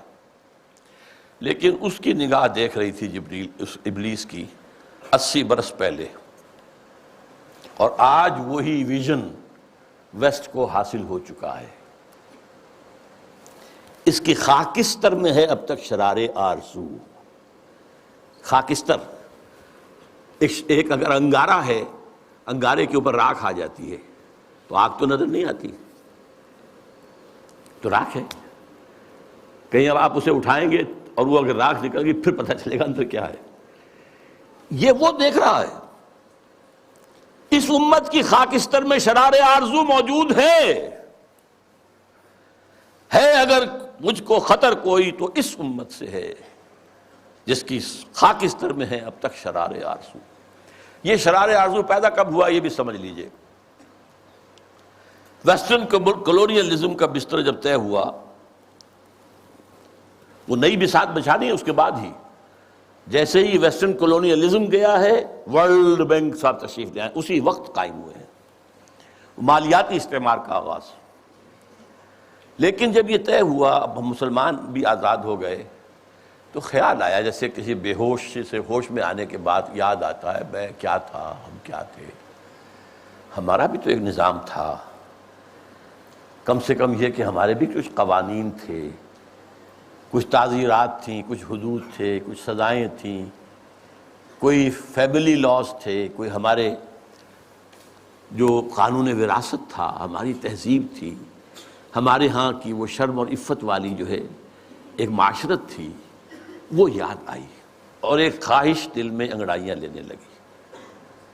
And this was a universal phenomenon from Indonesia till Mauritania. Masjumi party, Jamaat Islami, خاکسار، اسلام کے غلبے کے لیے، فدائیین ایران میں، مسجوبی پارٹی انڈونیشیا میں، الاخوان المسلمون مصر میں، عباد الرحمن لبنان میں، سعید نورسی ترکی میں، وغیرہ وغیرہ وغیرہ، یہ سب تحریک ایک ہے۔ نعیم صدیقی مرحوم نے ایک نظم بھی کہی تھی، مجھے اب وہ یاد تو نہیں ہے ایک ہی جذبہ، کہیں اونچا کہیں مدھم، یہ ایک ہی جذبہ ہے، یہ سارا کا سارا، نام اور ہے، وہ اخوان ہے، یہ جماعت اسلامی ہے، یہ خاکسار ہیں، خاکسار بھی ایک وقت میں بڑے زور شور سے اٹھے تھے۔ بہرحال یہ جذبہ جو ہے اس وقت سے ہے، لیکن افسوس یہ جذبہ دو چیزوں میں ٹھوکر کھا گیا۔ ایک تو اس نے یہ سپوز کر لیا جب ہم مسلمان ہیں تو ایمان تو ہمارے اندر ہے، بس یہ سب سے بڑی غلط، ایمان نہیں ہے بھائی، یہ ایک موروثی عقیدہ ہے، اٹس ناٹ ایمان۔ ایمان وہ ہوتا ہے جو پرسنل کنوکشن کی شکل اختیار کرے، یقین پیدا کر ہے، ناداں یقین سے ہاتھ آتی ہے وہ درویشی کے جس کے سامنے جھکتی ہے فغفوری۔ You start with this that we are Muslims, so that we are Momins۔ اب بس صرف عمارت بنانی ہے، اللہ غلط۔ اصل میں تو ایمان کی دوبارہ تجدید بنیاد ہے اس کام کی۔ اور نمبر دو یہ کہ انہوں نے سوچا کہ دنیا میں اور جس طریقے سے چیزیں چلتی ہیں ایسے ہی ہم بھی کہیں الیکشن میں حصہ لے کر لیں، کہیں کچھ اور کام کر لیں، کہیں کوئی فوجی بغاوت سے کر لیں۔ نہیں بھائی، اس سے نہیں ہوگا، اس کا طریقہ وہی ہوگا جو محمد الرسول اللہ کا تھا صلی اللہ علیہ وسلم۔ پوری انسانی زندگی میں ایک ہی مرتبہ، اور تمام انبیاء اور رسول کی جماعت میں سے صرف ایک ہی شخص کے ہاتھوں وہ انقلاب برپا ہوا تھا اور کسی کے ہاتھوں نہیں ہوا، اور وہ ہے محمد صلی اللہ علیہ وسلم۔ وہی اول وہی آخر، اور اب بھی ہونا ہے، یہ صحیح ہے۔ ابلیس بھی ٹھیک دیکھ رہا ہے، اور علامہ اقبال نے بھی ٹھیک دیکھا، اور آج بش بھی ٹھیک دیکھ رہا ہے، بلیر اس کا چھوٹا بھائی بھی دیکھ رہا ہے۔ وہ چونکہ اس نے کہا، بلیر نے، جو خلافت کا نام لے وہ فنڈامنٹلسٹ ہے، وہ ٹیررسٹ ہے، اور بش نے تو کہہ دیا، یہ کسی مسلمان کو تو میرے علم کی حد تک تو یہ خیال بھی نہیں آیا تھا کہ یہ تو اسپین سے لے کر اور انڈونیشیا تک خلافت قائم کرنا چاہتے ہیں۔ اسپین کا لفظ میں نے تو آج تک نہیں سنا تھا، لیکن خوف دیکھیے، ہیبت، فتنہ فردا کی ہیبت کا یہ عالم ہے کہ آج وہ جو کانپ رہے ہیں کہ یہ خلافت کا نظام نہ آ جائے کہیں۔ تو وہ خاکستر میں شرار آرزو ہے، اندیشہ یہی ہے کہ کہیں یہ بڑھ کر کوئی بہت بڑے طوفان کی شکل اختیار نہ کر لے۔ کرتے ہیں اشک سحر گاہی سے جو ظالم وضو، خال خال اس قوم میں اب تک نظر آتے ہیں وہ، کرتے ہیں اشک سحر گاہی سے جو ظالم وضو، جانتا ہے جس پہ روشن باطن ایام ہے، مصدقیت فتنہ فردا نہیں اسلام ہے۔ اب مجھے ذرا جلدی کرنی ہے، وقت بہت ختم ہو رہا ہے۔ دیکھیے اب حقیقت بھی نہیں، اس امت کی حالت کیا ہے اس وقت۔ جانتا ہوں میں یہ امت حامل قرآن نہیں، جانتا ہوں میں یہ امت حامل قرآن نہیں، ہے وہی سرمایہ داری بندہ مومن کا دین۔ Very better 100% correct. دولت پرستی، مادہ پرستی، یہ ہر ایک کے اندر پلی ہوئی ہے، رگوں کے اندر، دلوں کی گہرائیوں میں اتری ہوئی ہے. جانتا ہوں میں کہ مشرق کی اندھیری رات میں بے ید بیضا ہے پیران حرم کی آستین. پیران حرم جو بیٹھے ہوئے ہیں، وہ جو صوفی و ملا جس کو پہلے کہہ چکا ہے، صوفی ملا ملوکیت کے بندے ہیں تمام، ان کی آستین میں ید بیضا نہیں ہے. حضرت موسیٰ کے آستین میں سے ہاتھ نکلتا تھا تو وہ چمکتا ہوا ہوتا تھا، دمکتا ہوا سورج کی طرح. وہ نہیں ہے. بے ید بیضا ہے پیران حرم کی آستین. عصر حاضر کے تقاضاؤں سے ہے لیکن یہ خوف ہو نہ جائے آشکارا شرع پیغمبر کہیں. یہ اہم ترین شعر ہے اس نظم کا. میں نے آپ سے کہا تھا اقبال کے وہ دو اشعار، ہر کجا بینی جہان رنگ و بو، کہ از خاکش بروید آرزو، یا ز نور مصطفیٰ اورا بہاست، یا ہنوز اندر تلاش مصطفیٰ است. یہ جو ڈائلیکٹیکل پروسیس چل رہا ہے ہسٹری کا، یہ اصل میں کیا جا رہا ہے؟ ایک چیز پیدا ہوئی، اس کا رد عمل پیدا ہوا، اس کے بعد ان دونوں میں تصادم ہوا، پھر دونوں سے ایک مل کر جل کر ایک نظام وجود میں آ گیا. پھر اس کے اندر جو خرابی ہے وہ ظاہر ہوئی، اس نے اپنے رد عمل کو جنم دیا. Thesis, antithesis, synthesis. یہ سنتھیسس پھر تھیسس بن گیا، پھر اینٹی تھیسس، پھر سنتھیسس. واقعہ یہ ہے کہ نوع انسانی رفتہ رفتہ جا رہی ہے اس ڈائلیکٹیکل پروسیس کے تحت بھی اسی نظام کی طرف جو محمد نے عطا کیا صلی اللہ علیہ وسلم. وہ کہتا ہے اس سے خوف ہے، امت میں دم نہیں ہے. اس کا قول ہے یہ، اللہ کرے گا اس امت میں جہاں پیدا ہو جائے گی. لیکن کہہ وہی رہا کہ میں جانتا ہوں میں یہ امت حامل قرآن نہیں ہے، وہی سرمایہ داری بندہ مومن کا دین. جانتا ہوں میں کہ مشرق کی اندھیری رات میں بے ید بیضا ہے پیران حرم کی آستین. عصر حاضر کے تقاضاؤں سے ہے لیکن یہ خوف. دیکھیے ملوکیت، امپیریلزم، شہنشاہیت کے جواب میں رد عمل میں انقلاب آیا فرانس کا، جمہوریت آ گئی. جمہوریت چونکہ اللہ کی ہدایت سے تو مستفید نہیں ہے، یہ تو مادہ، اندھا مادہ جو ہے وہ ایکشن ریئیکشن پیدا کر رہا ہے. اس کے اندر وہ جو دولت پرستی تھی، سود رہا، پھر انڈسٹریل ریولوشن آ گیا تو وہ سرمایہ داری بن گئی. ایک لعنت سے چھٹکارا پایا، دوسری لعنت میں گرفتار. فیوڈل لارڈ سے آزاد ہوئے، کارخانے دار اس کے غلام ہو گئے. اس کے رد عمل میں کمیونزم آیا، ایک پارٹی ڈکٹیٹرشپ آ گئی. اب وہ بھی ختم ہوا. اب کہاں آئے گا؟ اب انسان دو راہ پر کھڑا ہے، کہاں جائے گا؟ فوکویاما کہتا ہے اینڈ آف ہسٹری. تاریخ انسانی کے اندر جو سب سے اونچا مقام ہو سکتا تھا ہم حاصل کر چکے.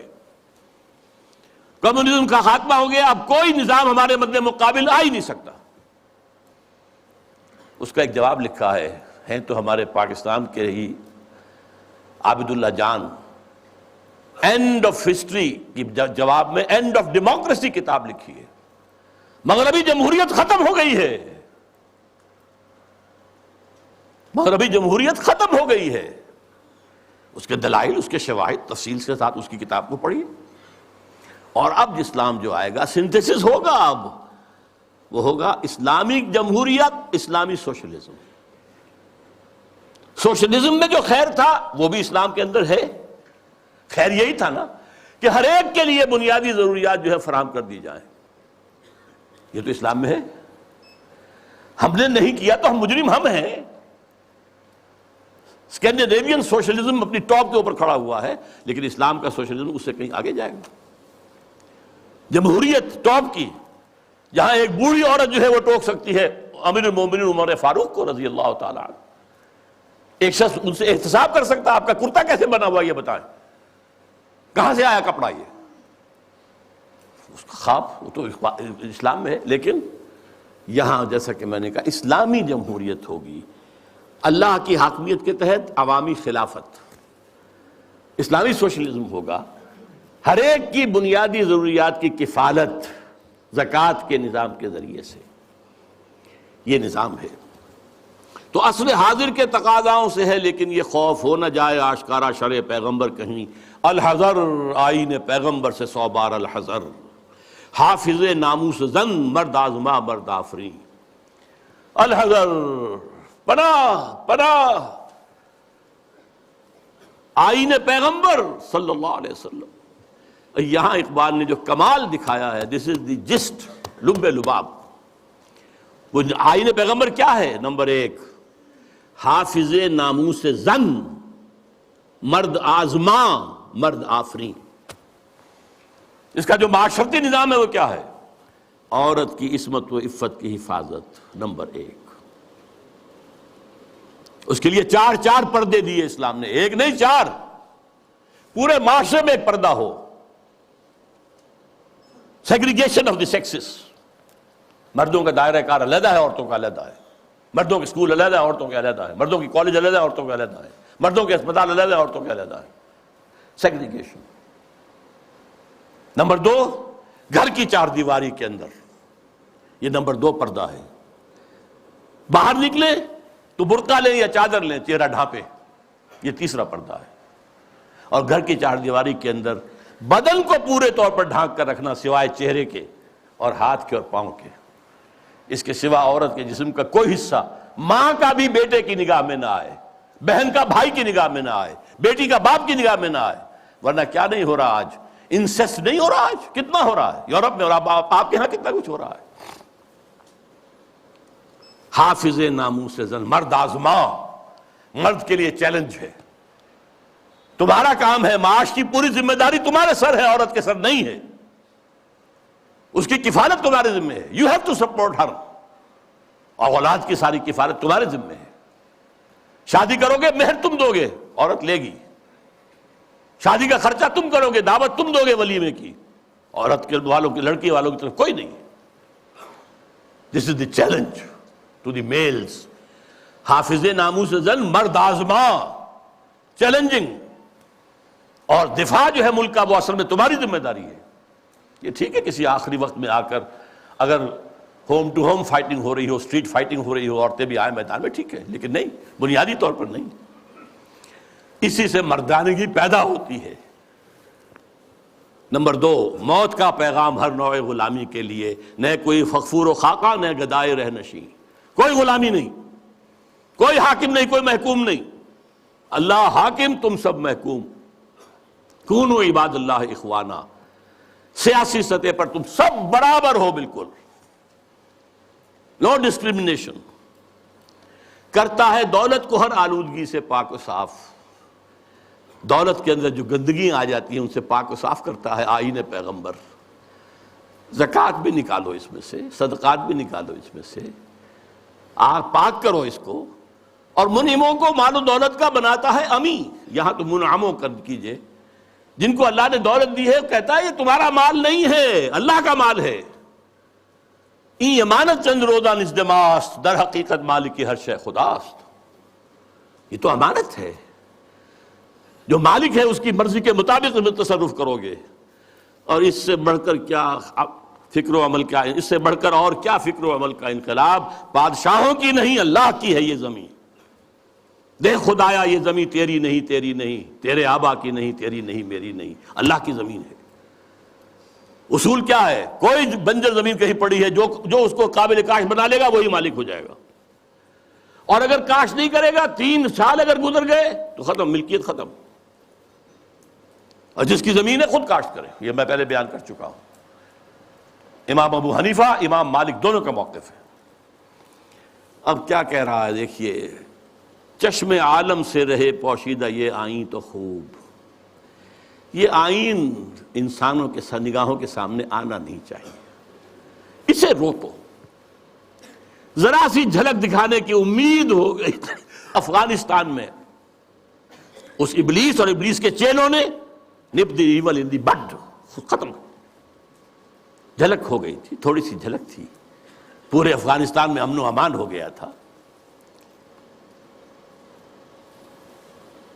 یہ غنیمت ہے کہ خود مومن ہے محروم یقین۔ ہمارے لیے یہ بات ہے قابل اطمینان کہ مومن ہی کو یقین نہیں ہے کہ میرے پاس یہ نظام ہے، یہ نظام واقعی اچھا ہے، یہاں تو کہتے ہیں سود کے بغیر کوئی نظام چل ہی نہیں سکتا، معیشت کا کوئی نظام ممکن ہی نہیں ہے. یہ ہمارے ہاں سب کہتے ہیں. وہ سارا نظام جو ان کا جو ہے وہ جادو وہ ہے جو سر چڑھ کر بول رہا ہے یہی بہتر الہیات میں الجھا رہے، یہ کتاب اللہ کی تعویلات میں الجھا رہے، اسی میں لگائے رکھو اسے، اس میں یہ مفہوم اور اس کے اندر یہ مفہوم اور اس میں سے نکالو اور بال کی کھال اتارو، اس میں لگائے رکھو. توڑ ڈالے جس کی تکبیریں طلسم میں ششجہات، ہونا روشن اس خدا اندیش کی تاریک رات. یہ خدا کا تصور رکھنے والا جو ہے، اس کی رات جو تاریک ہے وہ کہیں روشن نہ ہو جائے، صبح نہ طلوع ہو جائے، کیونکہ پھر اس کی تکبیریں جو ہیں ششجہات، 6 جو ڈائمنشنز ہیں ان سب کو جو ہے توڑ کے رکھ دے گی. اب وہ مسائل کیا ہیں ان میں الجھاؤ؟ یہ اقبال کے خاص زمانے کے مسائل تھے. ابن مریم مر گیا یا زندہ جاوید ہے؟ حضرت مسیح فوت ہو چکے، سولی چڑھ چکے، یا نہیں آ کر کشمیر میں دفن ہو گئے، یا کیا ہوا؟ ابن مریم مر گیا یا زندہ جاوید ہے؟ ہیں صفات ذات حق حق سے جدا یا عین ذات؟ یہ میں پہلے گنوا چکا ہوں آپ کو. آنے والے سے مسیح ناصری مقصود ہے یا مجدد جس میں ہوں فرزند مریم کے صفات؟ وہ جس کے آنے کی خبر دی گئی ہے وہ وہی عیسیٰ ابن مریم ہوں گے، مسیح ناصری، جیزس آف نازرت، یا یہ کوئی مجدد ہوگا جس کے اندر مریم، فرزند مریم کے صفات؟ یہ سارے مسائل اس زمانے میں قادیانیت نے بڑے زور اور شور کے ساتھ کھڑے کیے ہوئے تھے. آج آپ نہیں جان سکتے جس قدر یہ چیزیں جو ہیں مسلمانوں میں کم سے کم ہندوستان میں اور خاص طور پہ پنجاب کے اندر جس تیزی کے ساتھ یہ پروان چڑھی ہے، اور قادیانیت جو ہے جنگل کی آگ کی طرح پھیل رہی تھی اس وقت.